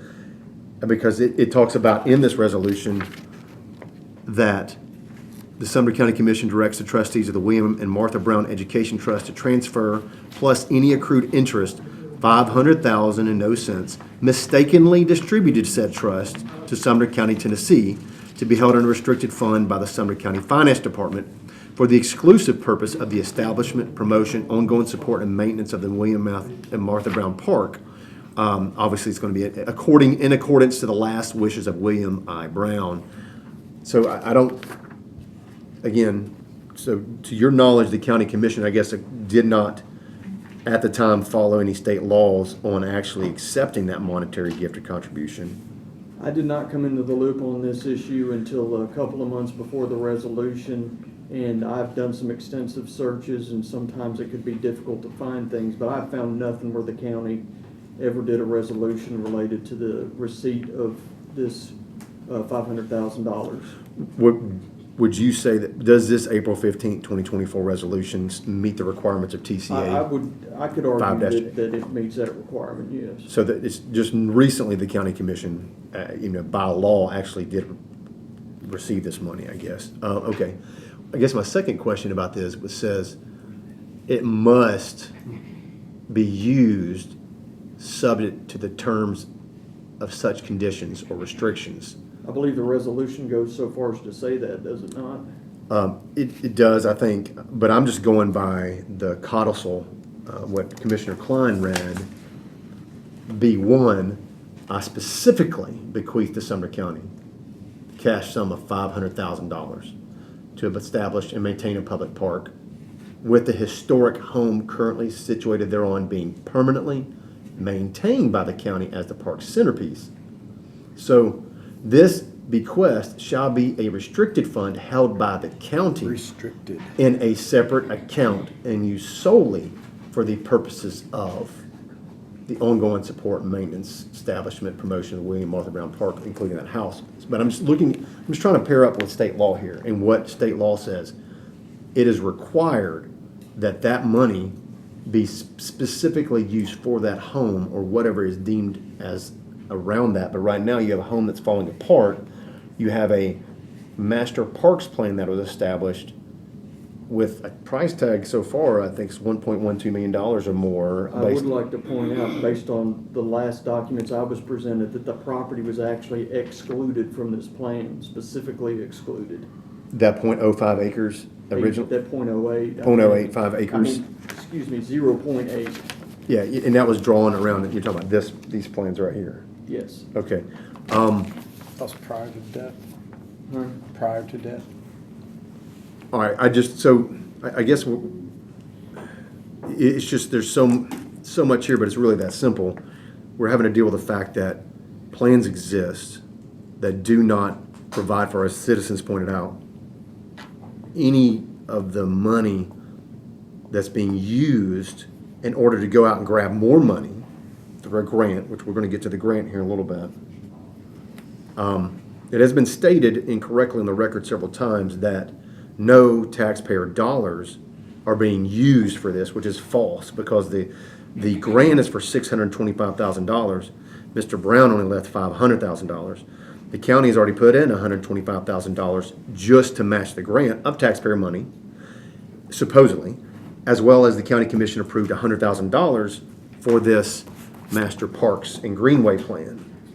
So that's $225,000 of taxpayer money outside of, so that's been committed so far on top of the $500,000. So I just wanted to state, I guess, the incorrectness on the record of what taxpayer money has been used for this, and I fear a lot more taxpayer money will be used for this, but go ahead. Just for Commissioner the Jones. record, to add to that, they're already like $65,000 over budget for the design portion alone. So tack another 65 on there for that, because you know it's gonna come up short in the end of their plan.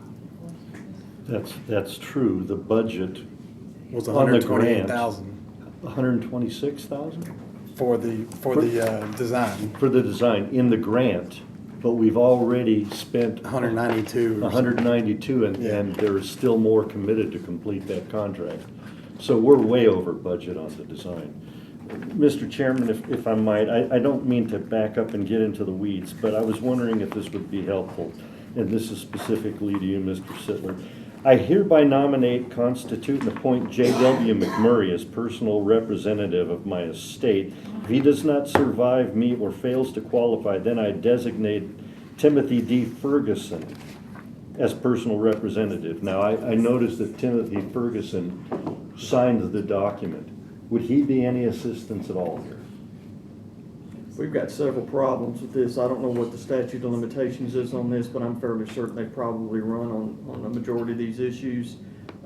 And I'd have to open this up if I was to have any kind of discovery powers to do this. And if I can't open up a probate, then the rest of the questions are just academic exercise. Okay. Mr. Chairman, I'm tired of messing with this thing. They need to give us the money. We need to fix the house. And after that, and so I don't know how we do it, but any grant money should go to the house. I think that TCA code clearly specifies that this should be going to, including the grant. And somehow we have to get past this. We're getting no cooperation from the trustees. I don't know, the last thing I want to do is throw another lawsuit in this. But right is right and wrong is wrong. And we have to get this done the right way, for just principle, if nothing else. I just had a question that's actually for Commissioner Fong, but I'll ask you, whatever you want to do it. But I know that there's been several times that Commissioner Klein has reached out to the director of schools and the county mayor without any response whatsoever. And I'm curious as to how many emails, how many phone calls, how much communication has there been where there has been zero response, communication, anything? And just, I mean, obviously the chair's empty. I mean, that says a lot this is for four times plus tonight? No, 4 times including tonight. So Commissioner Bond, do you want to answer that So question? May or was the that- last time he was here, correct? Yes, May 6th. I have not reached out to Mr. Langford because I really felt like the issue was with the mayor.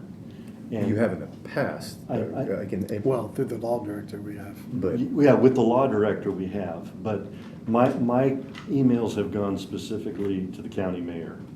And I tried to organize a meeting, I think it was June 27th, and he responded that there was no point because he would not be able to sway any of the people I listed for the meeting. Yeah, that was on Thursday, June 27th. You had sent him an email asking, and on that email where you copied in, of course, the county mayor, Stephen Weiner, our staff attorney, Eric Sittler, our law director, Merrill Hyde, our chairman, Kim Norfleet, who has been in charge of this grant or working with the grant, and our finance director, David Lawing, who all would have been part of this process. And his response to you of those people, you and Chairman Hyde were the only commissioners on this. The other people were county employees, including the law director, right? I'll say our grant writer, the county law director, and the county staff attorney. He said, in reviewing the names on this email, I do not think any minds will be changed and do not want to waste anyone's time discussing the issue further. I don't understand that. Well, the whole thing was confusing. If you read the whole thread. And it was a lot. Well, it wasn't that much. You know, if you've got it there. I do. It's in our Go ahead and read what I wrote to him, because there's only a few sentences. It's a couple paragraphs. You want the first part where you said? Yeah, the first part where I request a meeting. This is on June the 26th. You said, Mayor Isabel, pursuant to our meeting this past Monday morning, I did meet with our legal department directly after the special called legislative meeting to discuss the Brown Park design progress, legal irregularities with the entire program, and the critical timeline we are on with completing the matching grant. So you were trying to flag the timeline of the grant and bringing attention to that to the county mayor, correct? Correct. So that's what you said. Mm-hmm. I'm sorry to say I was not able to make any forward progress in that endeavor.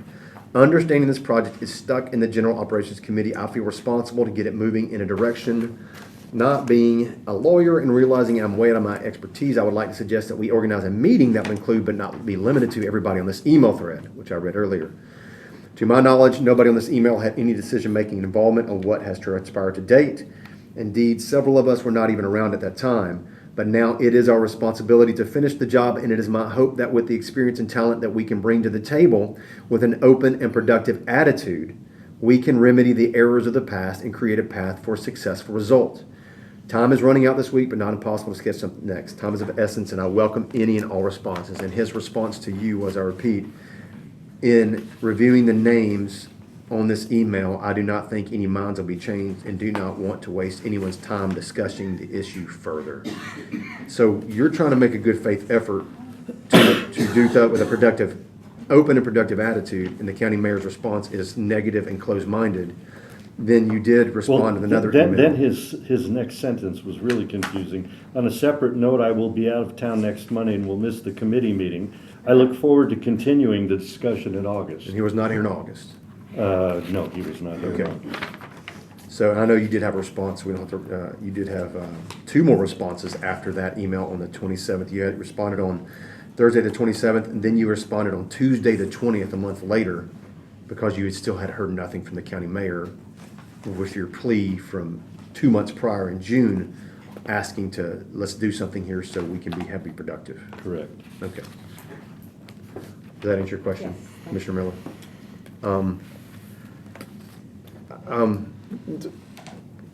Go ahead, Commissioner. I just want to ask a question. Do we want to discuss anything about the issues with the grant and the? That's what I'm getting to. Okay. Can I start? You want to start that or you want me to start that? Can I just give a little history? Yeah. I just want to, I'm not Go going to get ahead, past. I'll chime in. The grant is on page 28, if you guys want to turn there. A2, I didn't get past A2 section 1.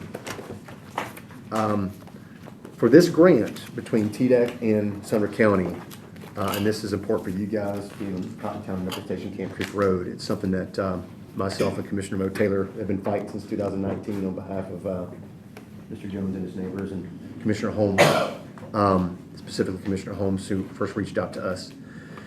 The grantee shall implement the following activities that described in attachment A for everything for this park, and acquisition for local, state, or federal parks, natural areas, and greenways. So this grant was written for eminent domain for greenways stemming off of Upper Station Camp Creek Road. And this plan that was approved by a majority of the county commission, I did not vote for this plan in 2020. Nor did anybody here. No, I don't think so. And this plan was $100,000, and the plan is for greenways going from Lower Station Camp Creek Road outside of Commissioner Holmes's property all the way to the Bridal House in Cottontail. That is where the greenway plan is going.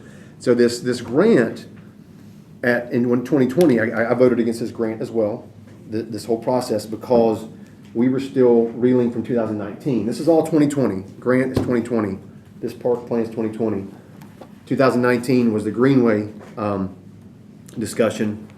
And at that time, as we discovered, the county mayor, and I'll segue to you, the county mayor said that in order to put a gravity sewer in Commissioner Holmes's backyard and all of her neighbors going all the way up a mile down the road, state law required, as well as White House Utility District, that a paved access road be installed on top of the gravity sewer. A paved access road along a creek is called a greenway. In the eminent domain at the time in 2019, there were two eminent domains. There was gravity sewer, there was also a greenway. Greenway, and that was the term used in that. Yes. So but then we discovered that County Mayor Holt was not telling the truth. State law does not and did not require a paved access road for a gravity sewer. And White House Utility District did not require a paved access road for them to have a utility easement on the sewer. So in 2019, the county mayor provided a false statement to the public in order to try to get a greenway. That's important to understand why, and I'll just say this is my opinion. Commissioner Mo Taylor took me on a drive one day, and we drove along Upper Station Camp Creek Road. This predates my time. Chairman Hyde was on the commission. When the previous county executive was looking for property for a school, he originally was knocking on doors on his side of the creek, which would have been Commissioner Holmes' side of the creek. And this is what Mo Taylor told me, was the property he really wanted was, I guess, where the silo is, right next to Cummings Lane, that property to put a school right there. And so, yes, so, but he couldn't acquire that. Well, it was important for that, if you look at it, guess my opinion, the county mayor's property is right behind there, and it's gravity sewer. If you put a gravity sewer in, it makes your land go up and makes it a lot more valuable. So, unfortunately, at the time, for the county mayor, he was unable to get the property owners to agree. So the other property owners he was finally able to agree was part of the Mr. Dixon, and not Dwight, but who has come and spoke on your behalf and against this. And he's also against what's happening here. So he did reach out to me and let me know that, as well as the Browns. He had the two parcels. Contrary to what the public believes, and the public was telling me this as recently as yesterday, they thought that the entire Liberty Creek campus was donated to the county. That's false. The county commission purchased in 2015, I believe, correct me if I'm wrong, Chairman Ryan, you might not remember, I think it's 2015, for $3,450,000. The county purchased the Brown farm and the county purchased the Dixon farm. Those two parcels together, which combined made it 265 acres for that property. So the county was never donated that land. The county purchased that land. But that was not the intended goal for that property. The intended goal originally was on the same side of the creek with the gravity sewer. Because if you can put a school on the same side of a creek with a gravity sewer, it's going to, if anybody wants to sell to developers, they're going to make their property value infinitely increase. That was the original goal there.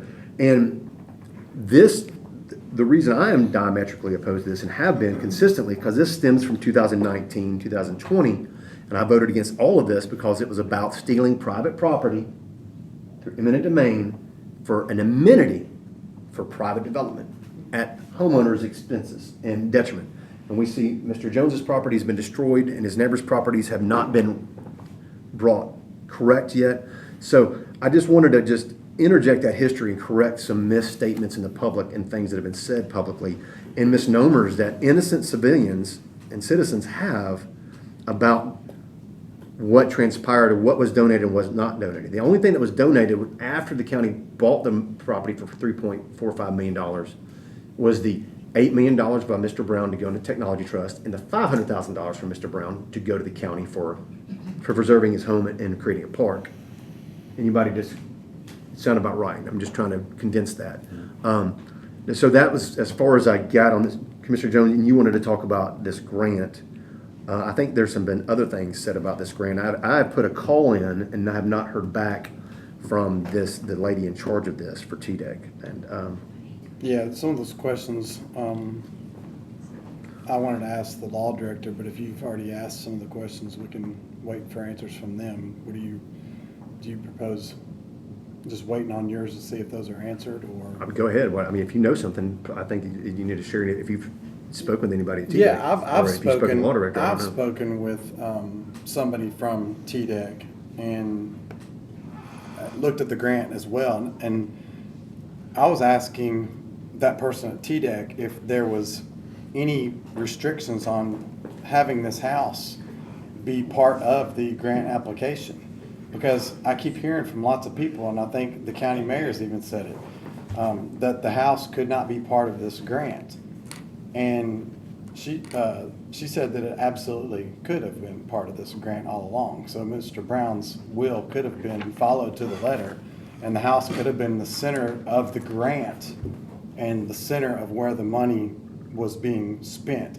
That $500,000 could have been doubled, and the $625,000 could have been doubled and put all into the house if we would have wanted to. And there could have been 2 park benches and flower box looking at his house. A nice, quaint little park, something like what the Bridal House has. It absolutely could have been, but we have disregarded the house in totality. And the other thing was, I asked if amendments could be made, and they said that amendments could be made to the application. Okay. And the timeline that we've been hearing about, the sky's falling, the grant's gonna run out, if we don't do this now. July 2025. Yeah, she said they extend deadlines all the time. As long as progress is being made, there's no consequences for not hitting the end of the contract, absolutely no consequences. Things of that nature, again, it's been politicized, and the sky's falling approach. We have to do this now. It's for the children. We got to vote on it now, pass it now, quickly. That's ridiculous. It's just not true. I'd be curious to see what official answers you get from them also. I'm glad you said, well, One thing I wanted to add to what you said before, just to add more public knowledge, was it was also found out, if you remember, the sewer, it was not so much as the type of sewer that was the question, it was the size. We found out that the size of the sewer was 75% over capacity for what a school of that size needed. So that proved it was for future development. Correct. It was only 29% of the capacity was actually for the schools to service 4,500 kids. Yeah, 71%. Okay. So yeah, 71% was actually for development. The engineer said development all the way to Cottontown. And also you mentioned the greenways, and a lot of people don't know that those greenways are going right through the middle of people's properties, through their backyards and the middle of their properties, not in front of their properties. And there's still a geomat on top of that sewer, which is perfect foundation for a future greenway. Well, I will say, yes, that is accurate. This ain't over But yet. it floods all the time, and so it washes away. Do you have photos of that?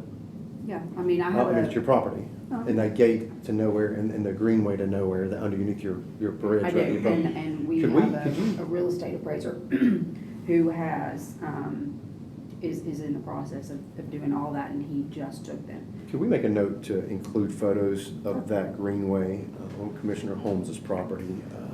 Would you make a note for me too, that we can include that in the packet next month as part of the discussion? I have a question. This is one of my questions to TDEC, so I don't know if you know the answer to this.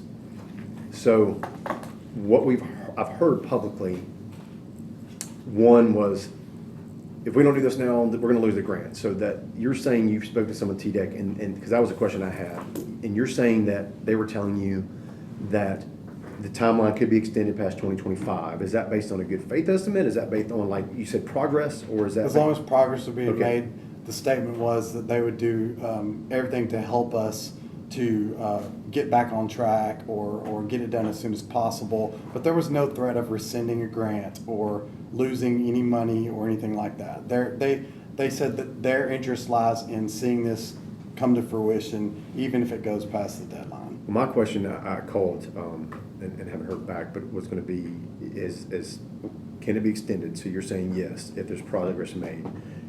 Has there ever been a grant that's been pulled back once it's been given? Do you know? I actually asked her that question. So what did she? She said that as long as she's been there, she's never seen a grant rescinded. Okay. She said people give back money because they change their mind and don't do it. But they change a the scope. project, and sometimes they But give they back have money, never but just they said- don't pull it back for you not following through or with what you said. Well, the other question I had for her, I think that you answered.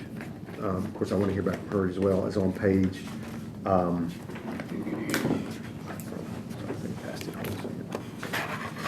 Specifically, page 30, it's item C6. It says budget line item.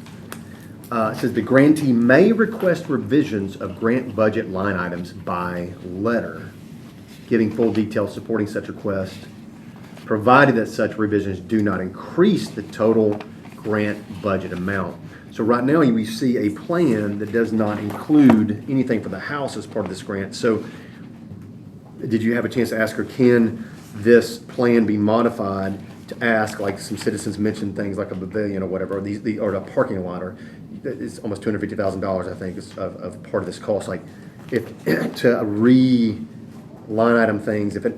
Yeah. I mean, I don't know if this house can be fixed for $500,000. What, it's going to take $750,000 No, to fix this house. that's- So I'm reading this as it can be requested. So did you ever ask that? I did. As soon as I asked if the house could have been, I said, well, is it too late to include it? And she said that amendments are made all the time. She said we are very late in the game on this one, but it would be considered if somebody did request it. Okay. So they just want to keep the value the same. Well, okay, another thing, well, I don't know if you had a chance to answer this question, but I'm going to, this is said in the minutes of the September 21st, 2020 County Commission meeting. Because the old commission, they had, committee on committees met like 15 minutes before the full commission. So it was all on the same agenda for the full commission, same, that the commission voted on a committee on committee appointed slate of 7 members, which actually is statutorily incorrect anyway. It was 5 if you did have a parks board.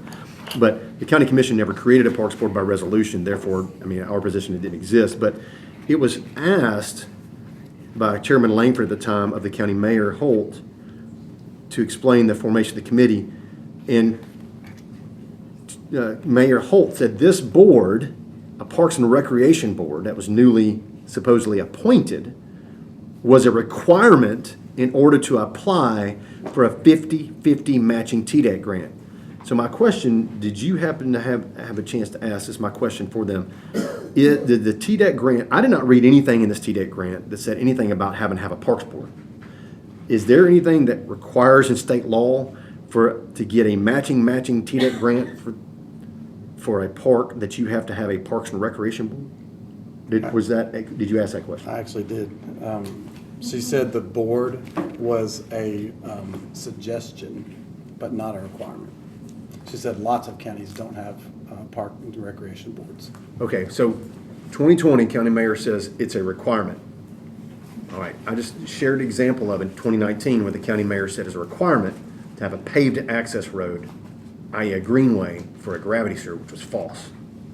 Said state law required it and White House Utility District requirement, false. So you're telling me that he making this statement on September 21st, 2020, that it's a requirement to have a parks board for this grant was a false statement. Not only that, but when Scott Langford repeated it in last month's commission meeting, it was false then too. Okay. Because they were saying if we dissolved that board, which we never did, we actually just voted to all agree that it never existed because there's so many problems with TCA.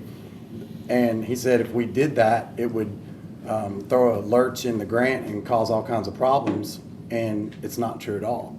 It was never a requirement. So this grant's not in danger. I just want to encapsulate this. This grant's not in danger of any timeline if it can be extended. This grant can be modified to actually, if we need to capture money to take care of the house, which is the intent of it, it can happen, maybe. If the TDEC would have to approve it, they may or may not, I don't know. But, and a Parks Board was never, had to be created for this, which you spent $100,000 on a master parks plan to put greenways along Upper Station Camp Creek Road to the Bridal House through their backyards. And what I guess they didn't count on was not being here in 22 to implement the rest of this plan. I want to thank you guys. The private act that we passed was something that I worked on since 2019 legislative session with the state legislators. I wrote that, and Terry Lynn Weaver tried to help me get that passed in the state legislature. Of course, it went nowhere. 2020, I came back with Terry Lynn Weaver. We tried to get that passed again as a state law, public act. I failed twice in the state General Assembly. So when you guys got elected, I went to, I guess, I reduced my vision on this. Instead of going for a general public law, I went for a private act that was only specific for Sumner County, that we could not steal this private property for a greenway on Upper Station Camp Creek Road or anywhere in Sumner County. Now, it was written in such a way, I worked with the legal department at the state, so that it was, and I actually got this, the legislation that I wrote was from, I think, South Dakota. I spoke with a state, I might have the wrong state, it's been a while, been 4 years, 5 years. I spoke with a state senator out there on the language for that, but it was specifically that it had to be running directly alongside, right next to a road. If you're going to create a greenway, well, that's just called a sidewalk along a road, which is what we were begging them to begin with. So that's how the private act was written. That's the intent of it. So but I guess this is why this has been such a hard, personal. I guess I've spent hundreds of hours with them, with tears in their living room, with other homeowners in their living rooms, fighting what happened. And this is an extension of egregious actions against them. Obviously, it's still happening. Mr. Jones is still happening. It's still manifesting, and we're not fixing the problem. And it's difficult to swallow when you're trying to do the right thing, and then people are just saying, you hate kids, or you don't want a cross-country track. I never heard of it. Did I miss, was there a cross-country track in these plans? Did I miss that? Okay, there was no cross-country, is there one in? No.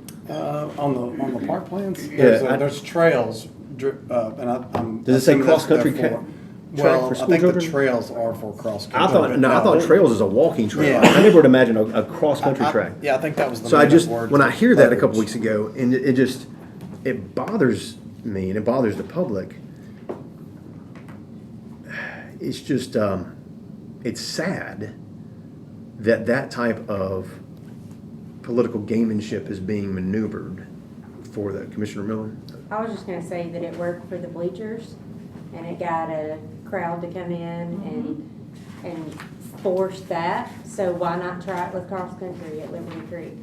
I mean, it went from walking trails to now, we're gonna use the kids again, and we're gonna use the parents to get angry because we don't have the correct facilities, but I mean, the Westmoreland children, the Portland children, all these other schools that have nothing. I was told, and I have not been there, but I was told that Westmoreland's field, and I think it was another commissioner that said it, they literally play football in a cow field. So. When I was at Hendersonville High School, I practiced in goose poop over at Drake's Creek, so. I mean, that's Chairman Hyde's fault. I'm blaming you for that one. Commissioner Jones. I just wanted to state it for the record that I keep referring to my phone, and I don't want anybody to think I was texting anybody, but these are my notes from when I spoke to the person on the phone, if everybody can see, that's my little notepad. Because I was afraid I was going to forget these one day when I took this conversation down, so I took a screenshot of it and left my notepad at work like I thought I was going to. But anyway, if I could just mention something else on here, that the amendments would have to be made by somebody's name that is on the application for the grant. And presently, there are only two names on there. And that would be Kim Norfleet and John Isbell. Because So you mean the county commission cannot try to amend it from, only the county mayor or Ms. Norfleet would be able to ask for that? yes, but she did also say that there was a list of names of people she's allowed to talk to on there. I was not one of them. But, so there's more information to be Well, had. maybe our law director can help But- us with that Are problem. you telling me the director of schools isn't on this? They weren't the top two names on there. It was Kim Norfleet and John Isbell were the top two names. There was other list of names of people that they could talk to about the project, but these two were the ones basically driving it, and they could make the requested changes. Now, Mayor Isbell's the one that said no changes could be made. So, Well, that's a false statement because the grant, well, the first time that I've seen this grant, and So- we voted, well, I voted against it, but the commission approved this grant in 2020. The grant was not a part of the packet, wasn't a part of the minutes. It was it was a one-page resolution and a one-page appropriation. This is the first time, thank you, Commissioner Klein, that I've seen this grant, ever. Maybe I had a chance to even read this was this weekend. so the grant and the trust were bundled up in a bunch of notebooks, right? It was like a big mess. Well, I've gotten them from, I got some stuff from Ms. Norfleet, I got some from our legal office. I've been trying But to. when you requested it from Mayor Isbell early on, back in December, Yeah, or whenever it was, I it did. was a stack of a mess of stuff that he said he could get some Yeah. day, and it took a long time Yeah, to and get. it was mostly financials of how much interest the $8 million had collected. It's taken some time to get this stuff. It's happened by happenstance. In some cases, it's happened in requests from our legal office. They have had things, some of this stuff. And some of it, I never thought about getting the deed until I realized the MOU referred to the deed. And that's when I called Mr. Sittler today and said, do you have the deed? And they were able to round it up and send it to me, which then I sent off to you all. I had seen the deed from the planning director from February, and I remember seeing it then. He had sent out a memo, and I had requested him to give me information because Mr. Jones was reaching out to me. So this, go ahead. So I just wanted to ask a question. Would it be advisable or the will of this body to see if we could get Mayor Isbell to make the request that we're asking for, or to get our names, or at least the chairman of the Gen Ops committee, put on the list of people who can talk to the grant, the grantor, TDEC. yeah, to speak to these matters, because she mentioned it was late in the game, and it would be difficult, but it would be considered if amendments were made. Whereas we're not holding up anything. I think we've clearly laid out the case that we're not holding up anything. We've been asking Well, he's to been keep asking the ball for moving 2 since months and was December. refused. Since Or December, we've asked for the money and the key to this, and we've been stonewalled ever since. So for at least 8 months, we've been trying to move the ball, and the statement was made that we're the ones that are holding it up last month. And I think we've shown clear evidence that we're not holding it up. So now going forward, we see the issues that we want changed, and the public is crying out that is a travesty that's been done so far. Where do we go from here as far as trying to get these changes made? This is coming up in other committees, and they're going to be talking about things too. But I want the committee that should be responsible for it to take an action. Where do we go right here? Well, just to recap, unless you guys have something else real quick. I'd like Ms. to Lauder. interject one thing. I am not good at math, that's why I went to law school, so I would put this out there. Before you start asking your questions, it might be worth getting with Mr. Lawing to make sure what his interpretation of the grant is before you start asking questions as to what you can and can't do. He might be able to answer some of those questions, or at least give you a better understanding of what that grant is saying before you go looking for solutions to these problems I just want to throw that out there, Sure, caveat. well, sure. Well, just to recap, it's been said that the Parks Board was required to do this grant. That's a false statement by the previous county mayor. Continued to be promulgated by the current county mayor and director of schools, intentionally or unintentionally. Not saying there's any malfeasance there. I'm just saying the narrative needs to stop there because we know it's not true. At least that's what you're saying. Yeah, I put a call into this lady, so I haven't talked to her. I'm taking your word for it. So the Parks Board was never required for that. So and it never was officially created, so it doesn't exist. And no big deal. Set that aside. Second thing is the grant deadline was saying that we're going to lose this money if we don't do something now. You're saying that's not true. That as long as there's progress being made towards a solution here with this money, there's extensions or something can happen. I guess we need to. My takeaways from that for the law director would be, and I'll entertain a motion, is for the law director to also get with this lady, her name is Allison, I think. Is that the lady? Is it, I think that's a different one. Okay, well, this lady is, I can't remember. The one I talked to at TDEC? I called somebody today at TDEC, but over these grants. I can give him my contact. So the finding out about the extension portion of this, as far as the progress is being made, I think would be one thing that's helpful from a legal standpoint to understand that. Understanding that in terms of this grant, understanding what you're saying, Mr. Law Director, about, it's on page 30, item C6, about a budget line item saying that we can request revisions to the grant. I guess legally I would want to know what the difference is there, knowing that one, the fact we don't have a Parks Board and we don't have to appoint one or reappoint it, it's not going to stop anything with this park. Two, the fact that we're not deadline sensitive, it doesn't sound like, so that's not, it's sounding like the sky's falling, Chicken Little, like normal. As long as progress is being made. As long as progress is being made. My biggest question, I guess, for the taxpayers is if there's $500,000 that's missing that's supposed to be for the renovation of this house, the school board has captured this money, commingled it incorrectly, and they have not set aside any money.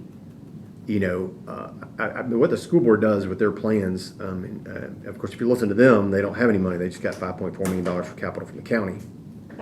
So if we get this money back, which we need to, that leaves them $500 short. I guess that's the school board's problem to fill in that gap. That school board should not have this money.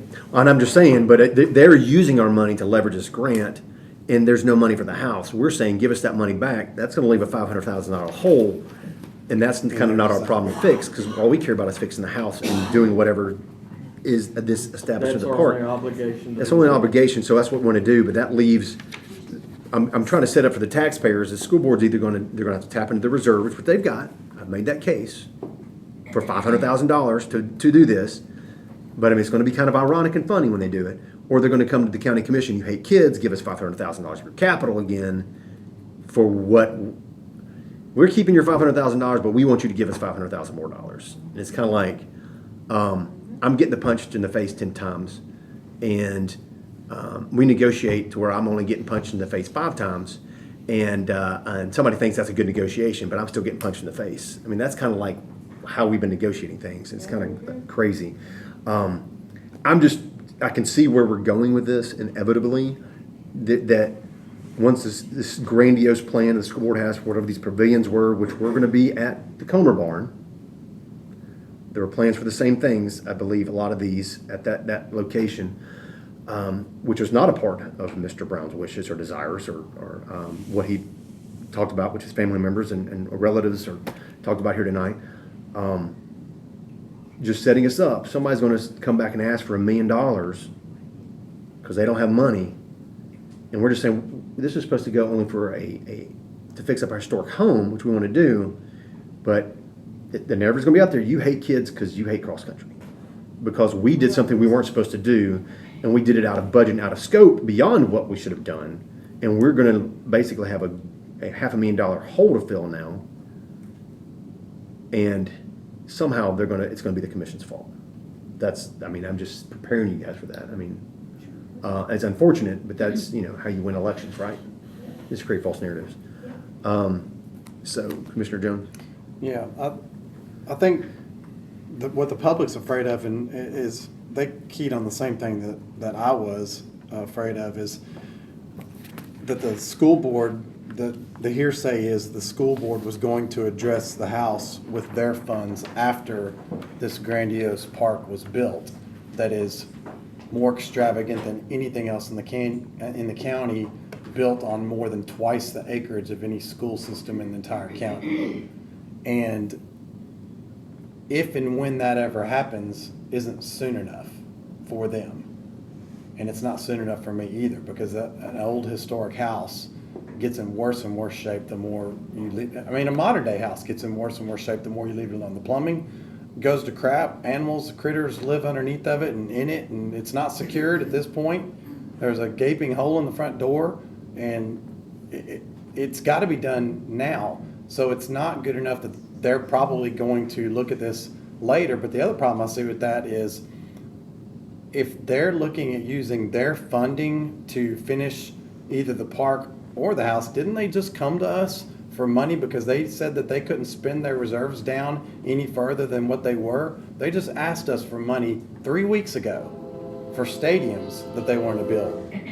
And I don't like where this is going. This is going straight towards a tax increase and deficit spending. And as one of the members of the public said, it's the gold standard for all the schools in the county. So we sure are setting our sights high on this park. I think the house has got to be addressed with the current funding and talk about the park later, or build what we can of a park with the same grant funding as the house is getting built. And put that in the budget. And they do it in phases afterwards. Do it in phases. You know, leave some park type things in the budget, but on the smaller scale, and the major part of it has to be the house. It has to be. But the funding's going to have to be the same for TDEC to be okay with it, if they even are at this late state. But we have to ask the question. They said we could. We need to ask. I will. I know we're getting a little bit out of the bounds here, but you brought up a point. I mean, I don't think that request is going to trigger a property tax increase. However, if you look at the greater overall athletic facilities goal of the director of schools, which this is a part of, quote unquote, claiming it. I did ask the finance director, and I read it from the floor of the commission, October 2023. He told me that it is not possible for them to achieve their goals without increased revenues. When he says increase, that is taxes revenues. This is an 88 It's acre not park. possible. And I'm not talking about this park. I'm talking about countywide. It's not possible to achieve the plans for all of these athletic facility upgrades. Never mind facility upgrades to schools that need actual improvements for a learning environment. We're talking about athletic facility upgrades. It is not possible without increased tax revenues. So a tax increase will be coming in order to achieve these goals. That's my point. We're increasing the footprint of this school system by building it out the way they want to. Eventually, but I'm talking about countywide. This is whether or part not of the it's free or systemic not, plan. that will increase the MOE of the schools. I do have a concern. I was looking through notes from November 6, 2023. Oh, sorry, go ahead. No, go ahead. No, you go ahead. No, this was just a comment that it blows my mind and is so frustrating that we sit here month after month going through all of these things and spinning our wheels trying to make something right that was so easy. Mm-hmm. And that government uses all of us, and makes us feel like we're bad people and we hate kids and we don't like schools. And why wouldn't you want a sewer or greenway going down your property? Why don't you want a big park? Why wouldn't Mr. Brown want that? Well, it was very clear what that man wanted. And they now have a better use for his property than what he said. That is terrible. And everybody should be embarrassed and ashamed of themselves. Period. And that's the bottom line. It is so simple, and we've sat here for 2.5 hours going in a circle, and we are getting nowhere. We're really not. We're talking about maybe we can do this and maybe we can do that. We got nothing. I mean, eventually, maybe we will. I don't know. It's mind-blowing to me. I think it's been productive. I'll disagree. Just the fact that we're correcting statements that have been falsely made to the Well, public. and in the okay, public. that part, I think yes. it's very important, this is educational, but also uncovering, understand, where we've come from, where we are, and where we're going. And so assessing what's happening, what's not happening, what needs to happen. Sure. So, And we can that's part assess of- all those things, and I And so I agree think with this that. is a good thorough assessment, but agree. one thing that I was reading through the notes of this committee from November of 2023, because I was trying to figure out when did you guys start talking about this, and being new to this committee. Sure. I remember being here in the fall, November and December, I think it's November, but the minutes from the November 6th, 2023 committee meeting under new business, item A, documentation relating to historic Brown House. County Mayor Isabel gave the history of the Brown House and explained the schools are supposed to remove the bricks, the addition, and preserve the house. Then Law Director Eric Sittler explained it is held in an extensive trust. Then we digress from there, but so I guess yet again a misnomer at that time, because I've been out there to property, I've looked at the house, inspected it, I've seen the exposed part where there is actually, on the addition they're talking about, there is actually the old logs from, I assume, the 1700s, the 1790s. But I'm just concerned about, that was said at this point, and this is how far back, I guess, the misunderstanding of this has gone. And that was as far back as I could find on that November 6, 2023. That's as far back That's when as it it first went. came to our So, attention. next steps, obviously, is getting the money. The problem is going to be, and the argument's going to be, I'm sure budget's going to bring it up. I'm sure it's going to, whenever it comes to the floor with the commission, or somebody tries to passes out a budget, comes to September, or it goes into October. And I know I want to keep this on our agenda for October as well. It's not right for it to go on to another committee until we resolve some of these legal issues. Well, the questions comes down to these grants. So I would entertain somebody making a motion if I'll just kind of explain about these questions we've asked about the grant, is clarifying the extension past July 2025, clarifying the budget line items of being at a request or ask the county mayor or Ms. Norfleet. But specifically, I guess, if you could reach out, Mr. Law Director, and find out who are the, beyond Ms. Norfleet and Mayor Isabel, are the ones authorized to make a request of this, since Commissioner Jones was not able to find out or be privy to that information on his call. That would be a good question to find out for us investigatively, because, there might not be able to, we can do, to me, it's less important as far as if you can use that grant money to do something to the house. I would say that's secondary, just in my opinion. I think it's a great question to ask. We've already committed this money, taxpayer money. I'm getting close to $280,000, I guess, of taxpayer money outside of the grant, or outside of the $500,000 from Mr. Brown. 292. If that's 100, and we got 192 in, right? Yeah. Okay, so 292 is what we're up to. So almost $300,000 of taxpayer money. In addition, And we've got some drawings. right. But the point is that the grants for 625, the codicil was for 500. We had to make up the 125 to come up to the, $1.25 million. And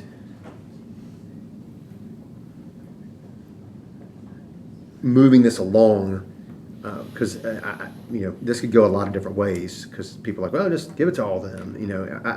I don't trust the school board to do what's right with this house. I don't personally. You heard the citizens say they don't trust the school It's been board. 7 years. It's been 7 years. They've done nothing to it. So I would never be in favor of let's just hand this all over. I think the county needs to obey the wishes of Mr. Brown, and actually we take that money on and we fix up and renovate this house, not the school board, and maintain, I guess, whatever this park is. I understand the school board submitted plans, but there's not enough money. The problem is there's not money to do what they want to do and also obey the will and trust right now.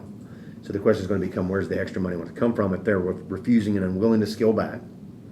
And if we're unable to, as a commission, to actually request a change to that. If we can't do it and we're forced into individuals who are stewards that they can do it, but they refuse to do it, that gets into where we go. I know you said you want to avoid a lawsuit, but that, I mean, I don't know. We might be at that point. We had several citizens threaten to sue the county tonight if we don't do what Mr. Brown said, as far as this $500,000. So it sounds like a lawsuit's coming from somebody. So is what I'm hearing from tonight from citizens. So I guess that would be helpful, Mr. Law Director, I guess. The things that Commissioner Jones, as far as this grant, if you could get with the the finance director on some of the things that you asked, the questions you have, as well as getting with the grant administrator for what Mr. Jones had added. And I said I put a call in today and have not heard back yet of this. Also, I've emailed you and the finance director twice since last week. And I think I did email the grant administrator this as well. On page 28, item A3, the grantee agrees to comply with the provisions of the Local Parks and Recreation Fund Manual. Item A4, the grantee has been provided a copy of the Local Parks and Recreation Fund Manual. I have not seen that. I do not know what it means or what it... David and I talked about that today, as a matter of fact, and we're searching for that, but that's also a good question for me to get with the TDEC. So I think that would be another... Or put it back on the grant writer. Presumably the grant writer would have that if it's a requirement of the submission and in compliance with said grant.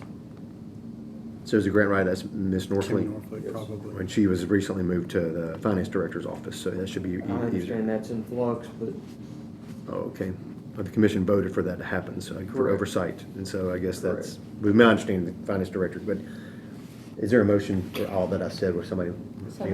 Second. A motion by Commissioner Miller, a second by Commissioner Jones. Any discussion? Commissioner Klein? No, go ahead. Commissioner Moss? You sure?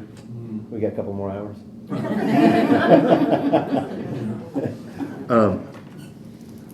So we have a motion and a second on the questions, or I guess the instructions we're asking you to find out for us from the grant administrator, from the finance director, and the grant writer at this point, I guess, for the county about this and these items. Discovering the new information that we're not under a timeline, like we've said. Things that we said we can't do with this, we can do possibly. And things that said we had to do, we don't have to do. So appreciate the discussion. Any other questions on this? I just want to say one more thing. Commissioner Miller? The longer that house sits, every single day that house sits, it's getting worse, and it's gonna cost more and more and more money. That's just common sense. So, It's been 7 years. it's been 7 years, let's not wait another day, let's do what's right. They just need to give the money so that we can start on the house immediately. That's what needs to happen. Commissioner Klein? You know, I'm not whining, but I spent a lot of time disproving a lot of falsities that were in this. Is there a way that we can establish a document that says, you know, this was not, the $500,000 was supposed to go into a county bank account. We already did that. Well, that's already established in the trust. Right, the council. but there, I mean, and that's an example, but, you know, this was not a school park, this is a public park. It's established there. The historic home shall be permanently maintained by the county, not the board. All of these things that I raised in here, if we can, this to me is the last ditch effort to not get into a lawsuit. If we take the truths that are in this document and present them to the two trustees, is there a possibility that they would say, you know what, you're right, this is indefensible, and here's your $500,000? Is it even worth the They already shot? refused to meet with you. You're right, they did refuse, or Mayor Isbell did refuse. if I may, I gave point by point via email to both the mayor and That's in this the packet, school if I'm not director. mistaken. It could be, but I gave a very detailed itemization. Basically, Okay. we're not in compliance with the first part of the codicil at all. Read the codicil and that's what it'll take. But I went line by line with them. Okay, and so That's it's fruitless. I Okay. think it's a exercise in futility. All right, I'm ready to vote. But I would be willing to sit down or with the mayor and the director of schools I would too. to do what you suggested. I am willing. I don't think it is fruitless, but I'm willing. But, all right, any more discussion? I just want to say one thing, just to clarify. I think this body works very hard against the odds, and what I've really meant, and, you know, just kind of playing on a person who'd rather be at my house. Is that we haven't gotten anywhere because we spend all of our time trying to figure out what we were lied to about and the misinformation and what it is. So we spend all of our time uncovering what somebody just assumed no one was gonna figure out and it was all gonna get done. That's right. So that's really what I meant, not that we've sat here and done nothing. That's not what I meant. But, you know, but that's what I said, so sorry. But that's my clarification No, on it's- that, not that, but that's what we do. We spend all of our time, hours, sitting here uncovering and Lies. trying to figure out who lied to us, when they lied to us, and how they figured that they weren't gonna get caught lying to us. Us meaning us, and us meaning the citizens of this county. So that's my clarification.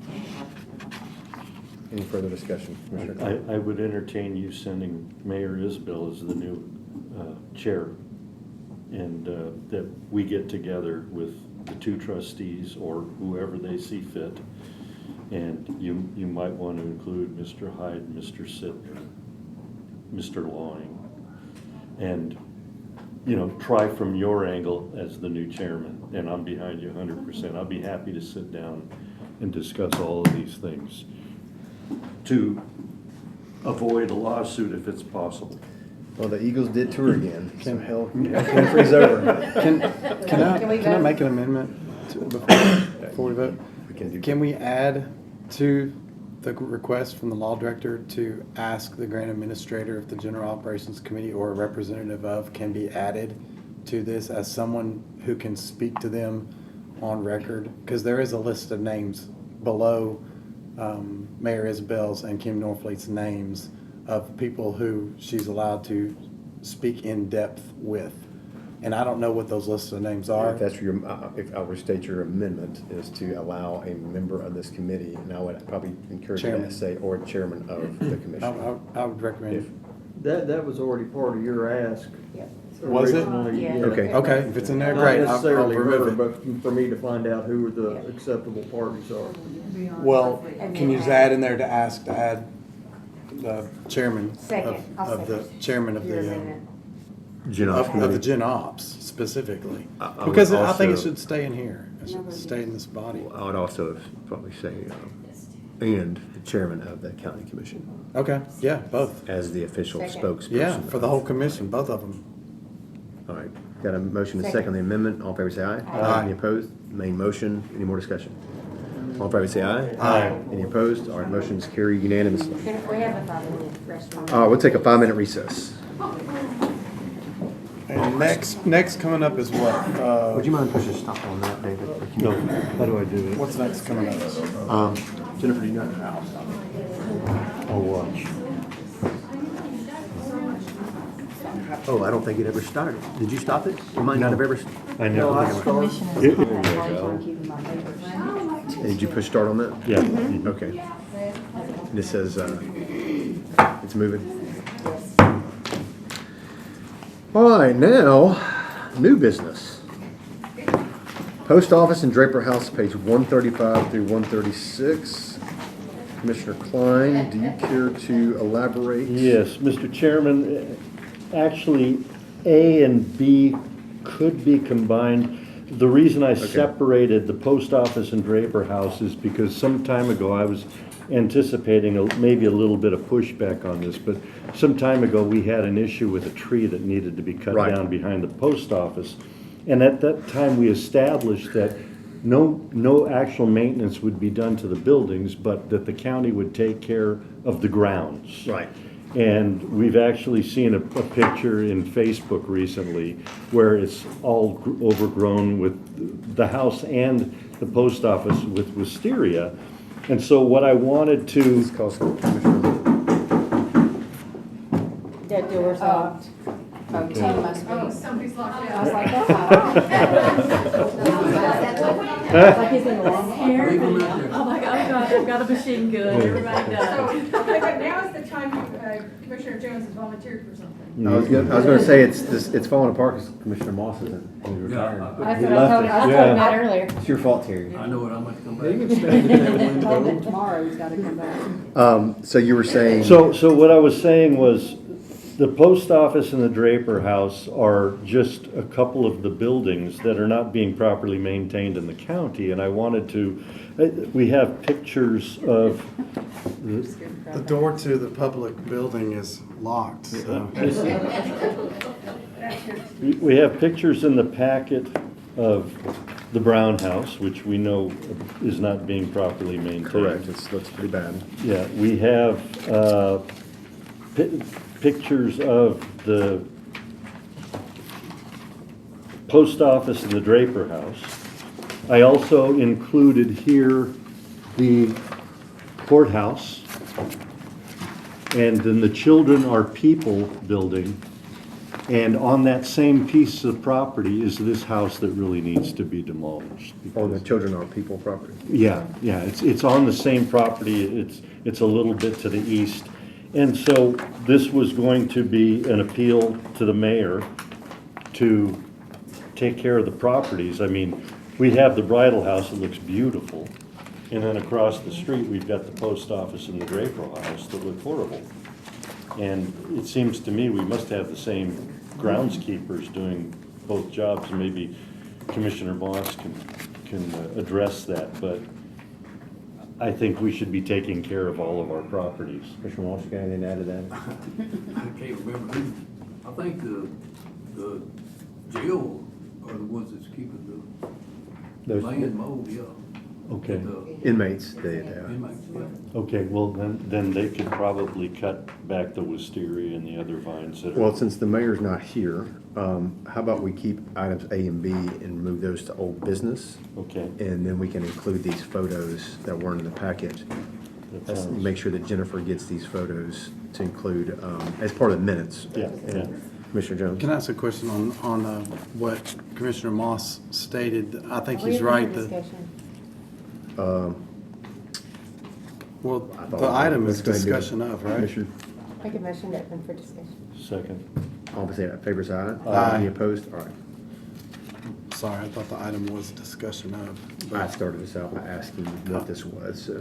But, Okay. so my question is, with what he said, I think it's true that the jail is doing the maintenance, but who directs them as far as how much maintenance to do, or how much groundskeeping to do? Like, how good of a job to do, or just cut the grass, don't cut the vines, don't cut Is the that bushes? you asking me that? Yeah, I'm asking you. Okay, so But if you Commissioner Moss, you don't know the know, question, maybe- answer that question, or? Is Oh, that I a know the mayor guy thing?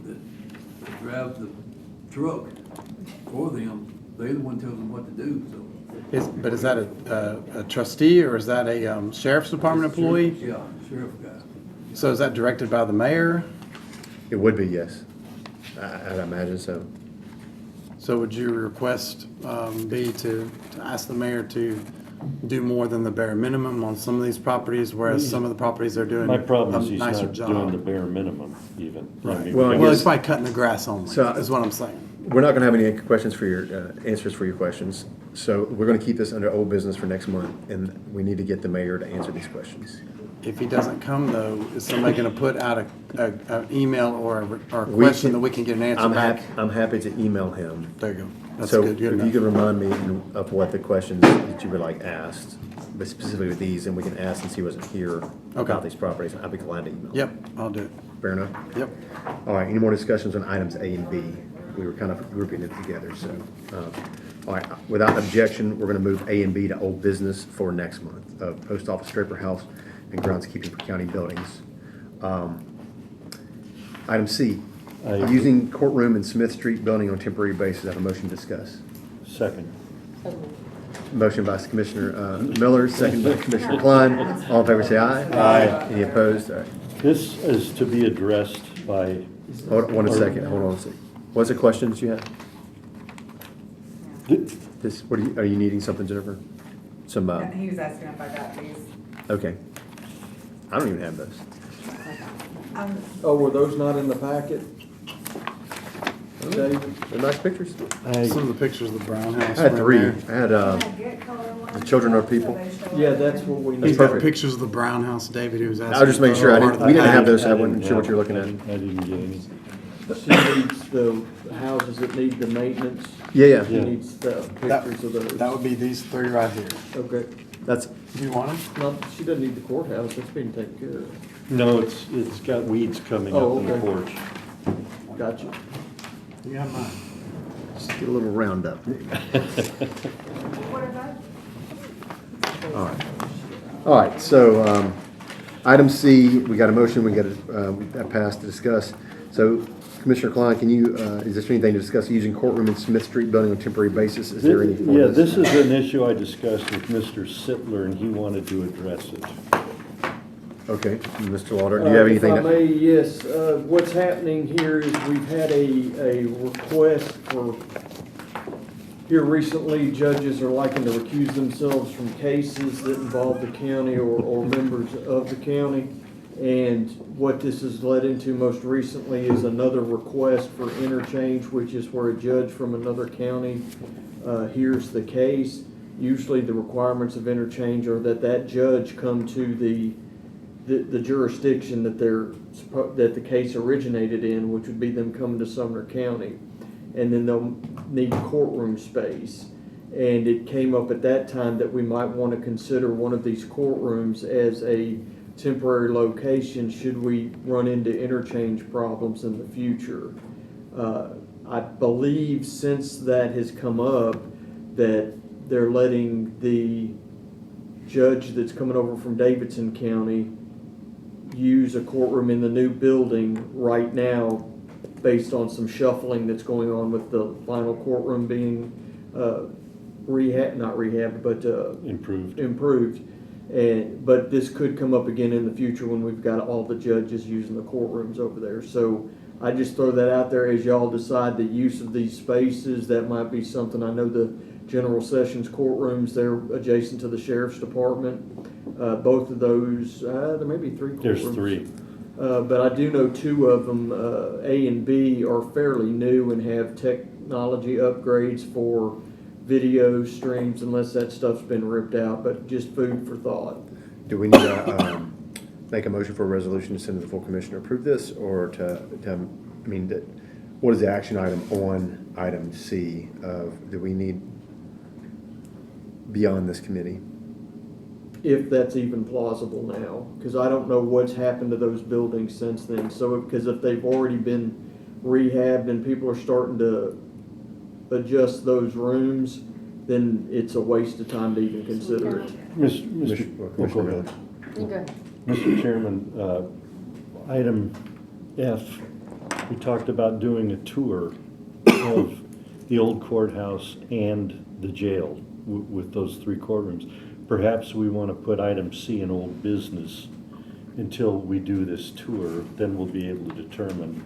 I could probably get a hold of Robert Tuttle. He may know something about the technology in there, if it's been removed or not. Let's move this item C to old business, and would you reach out to Robert about this specific item? Would you make a note to do that? I will do that. Hold on a second, let me make a note.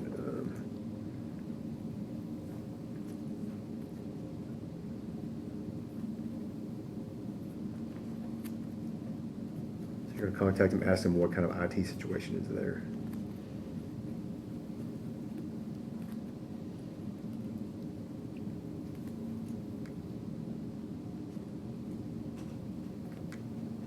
Okay.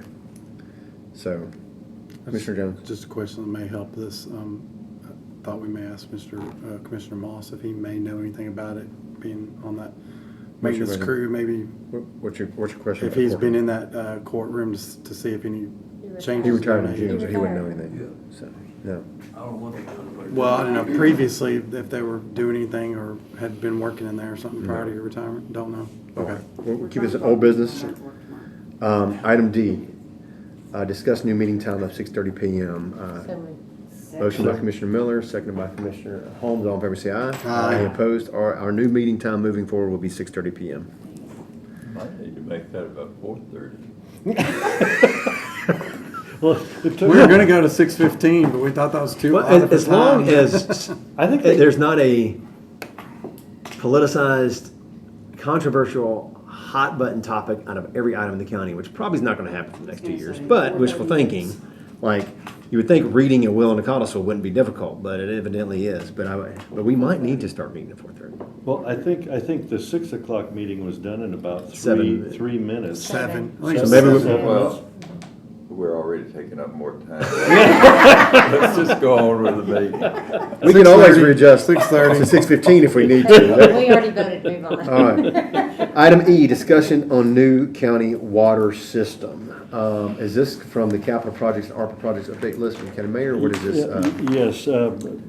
Motion for discussion. Motion for discussion. And seconded by Commissioner Jones. Motion by Commissioner Klein. All in favor, say aye. Aye. Any opposed? All right, motion carries unanimously. The water system, the grant for 29, well, it's 9 million plus the $20 million grant, has come to my attention through one of the members of the Planning Commission, Ron Strahl, who used to be on the Castilian Springs Bethpage Water Utility District, is still very involved in that. He said that the scope that is being changed radically by the City of Gallatin Water District. Imagine that. Imagine that. So what he said is happened so far is they're increasing the 16-inch main that was going to run up 31E to Bethpage is now going to be a 20-inch. And the 12-inch that was going to Put a lot more houses on the 20-inch. Sure can. The 12-inch that was going to Portland's now going to be a 16-inch. And the one that's going up to Westmoreland is going to be increased as well. So after they sold it to the public and we wanted to put restrictions in place to protect overgrowth and overdevelopment per the citizen's request, now they come back and change the scope afterwards to increase the size of the lines, just proving our point of what we were trying to protect citizens from. Right, and also there's going to be a $3.2 million pump house that's going to be put in Bethpage, which is in addition to the scope that was going to be taken care of. Now, I did, excuse me, I did talk to a civil engineer a couple of months ago, I think, about this project, and he very frankly told me, David, before this project even starts, it's $15 million over budget. So it'll cost more like 45. With this increase in scope, it's going to be even more. And my conversation with Mr. Sittler before this meeting happened was, is there anything we can do to put eyes on and follow this? And he was saying, I don't think so. So I'm going to try. It's not $9 million, it's $10 million, $10 million. Of county ARPA funds that this commission has approved twice. The previous commission approved once. So I've approved this 3 times. I voted for $10 million for water lines on the northern end of the county so children can have access to clean drinking water. Just want to clarify that because there are people out there who are literally lying and saying that this commission has voted against children having access to clean drinking water. Abject lie. We voted for the grant approval for $20 million. All but one of us approved it. 23 commissioners approved it. And I voted 3 times for the $10 million. I was on a water line ad hoc committee with Mo Taylor to try to get water lines in the north end of the county. I actually had the previous commission rejected. I tried to make a motion to get $400,000 for water line grants, and the previous commission rejected me on doing that. Just to get water lines for true people in Westmoreland who did not have access. These are people who are washing their clothes in a creek. Previous commission rejected my motion to do that. Terry Wright, I think, and I think Commissioner Hyde backed me up on that. Commissioner Taylor was not here that day. I do have the minutes from that. Just want to clarify that for the record when we're talking about this stuff, what's incorrectly being said about us, but it's done with malicious intent, and that's how it bothers me. Well, and for the record, after my discussion with the attorney, it astounds me. Now, I'm coming from a private enterprise mentality. It astounds me that we could approve $10 million and then have zero control over it after the fact. Well, is that true, Mr. Law Director? I mean, the $10 million was the county's ARPA funding, and so we have no oversight on that. Has it been given over to the city of Gallatin or another, have we? Whoever was pursuing the grant, I think it was Gallatin. So now we have relinquished our fiduciary responsibility for tracking that funds because it has now been given to the city, I guess, of Gallatin to manage those funds? Because it shifted to them asking for that money? They matched it. And they were steering the ship on this because I believe the mayor wanted to do the grant for us originally. The pushback was that the county didn't want to do that. Then somehow the powers that be got the municipalities together and got Gallatin to push the grant. No, the county was going to do it. We just wanted to, we had a request of the no and they annexing. said no, and they went this route. Correct. They rejected our proposal. So we've got, at the end of the day, I don't see what recourse we have as far as following up on it. You can make conditions on the disbursement of the funds in the future, but once it gets tied up in the grants, the county's gonna lose quite a bit of control over anything as it relates to the money. Now, keeping in mind that this is probably gonna be another ask, and, this will come up that, how the money was used before and how the scope completely changed, but they sold you something, you bought in on it, now they've changed it on you. Do you have what was revealed to you from Mr. Straw? Is that something that you could share or email that to the committee that we could have, if we want to, I don't know if we want to keep this on the agenda for next month or just at least have it?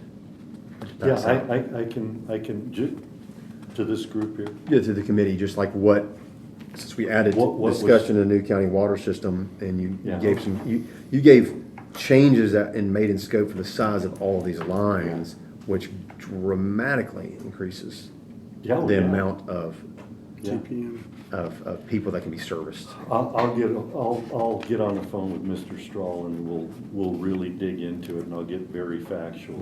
Could I ask you that? Would you mind making a note? I will do that. Let's just keep this under old business without any objection to the new county water system.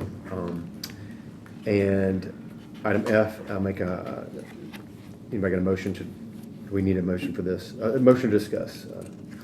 So moved. Motion by Commissioner Miller, second by Commissioner Klein. All in favor, say aye. Any opposed? Tour of the old courthouse and jail is there. I guess basically we would just need to set up a time to do that, Mr. Law Director. What's the intent for that? Well, we have to, as a committee, we have to decide what to do with those spaces. We need to decide, and I get asked every week what we're gonna do with the old courthouse. And with the sheriffs, we've got that building space and we need to make sure we maintain it properly and so. How about, we're not gonna set a time and date, I don't think, right here. How about I'll get with the law director and get with you guys to figure out, coordinate a time with the law director's office that we might be able to do this for a couple hours one day. I would have to take off work. Mr. Jones would have to take off work for this. I know you guys are flexible and you're flexible, all three of your businesses. Just want to make sure. Yeah, I can do it any day of the week. Commissioner Walsh, you're retired, so you're flexible. And Chairman Hyde is retired. Do we need to include any other commissioners? Or can we just keep it to this? Starts here, right? I mean, this is for the Gen Ops' task for this, it's the task of this committee, so I would assume, so it would just be us at this point. So I'll get with the law director's office and I'll try to coordinate a time with everyone, of what kind of day and week, if we can do it before next month. Yeah. So, we Yeah, will keep. we need to do it really soon. then. Yeah, so we'll keep, I know you and I are on the ad hoc for the election commission, we're already doing something on the 19th, I believe, that same day. I can't remember what day it is that we're actually going to Yeah. the TRC building. I think it was the 17th or 16th. Something, we're doing something, I know you're out of town one week, that got discussed. I'm gonna be gone from the 18th till October 3rd. So, well, we're meeting, so we won't, I mean, we'd have to meet next week to do this tour, otherwise we can't do Right, it. right, and so I wanted to get it on. It might not happen this month, it might not be until we do, we might not be able to do this to October, it's Well, kind we of have like. until the 18th. It's only the 3rd. Yeah, I, 15 days. It's I'm talking 2 about the, next Gen Ops meeting is the first Monday, and he won't even be in town until. yeah, well, The first Monday in October is the second week, I believe, Okay. yeah, that's, because I'll it get with starts the- on a Tuesday. We'll move the old business, Okay. and I'll get with the law director's office on this, so. Go ahead. Before we go back into session, I wanted to, Well, we're in session, it's under discussion. oh, we're in discussion. Yeah. Right, Yeah, right, you, okay. go ahead.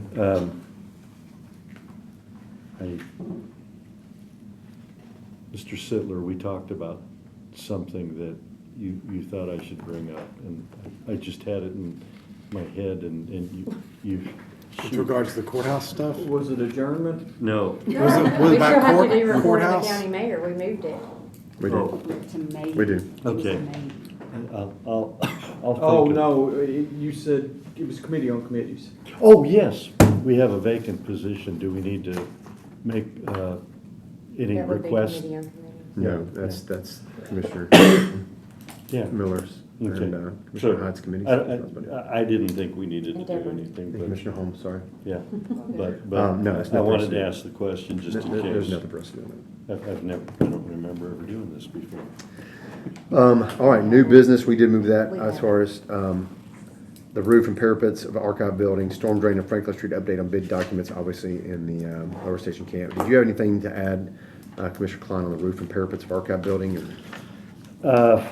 Otherwise, we'll just keep this The under. mayor report. responded to those in his report. So, no, I don't have really anything to add. All right, one more motion. Wait. Oh, I have one Chairman thing. Hyde. I would like for us to put on an agenda in the near future to at least talk about or see if we want to do anything about spaces in the parking lot being reserved.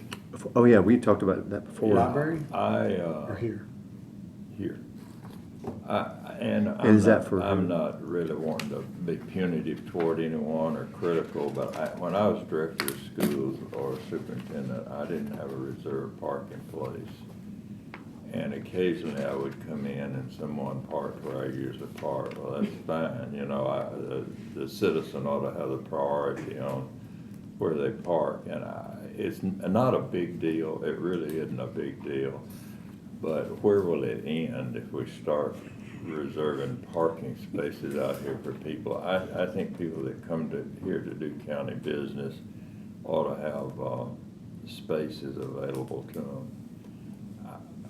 No big deal. If you don't want to talk about it, that would be fine, but I think in the future, and really, since we have property under our supervision, I think if anything like that's done, it should be coming through this.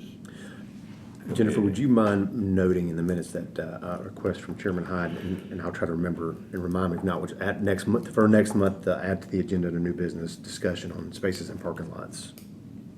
Reservation of spaces in county parking lots, I guess.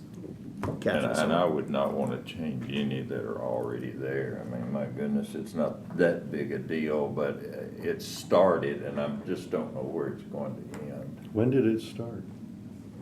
Several months ago. All right, it sounds good to me. I agree with you. Sounds good. I We'll try don't to. want people to know what I'm driving, so. Motion adjourned. Motion adjourned, got a second, all in favor, say aye. Aye. Any opposed? All right.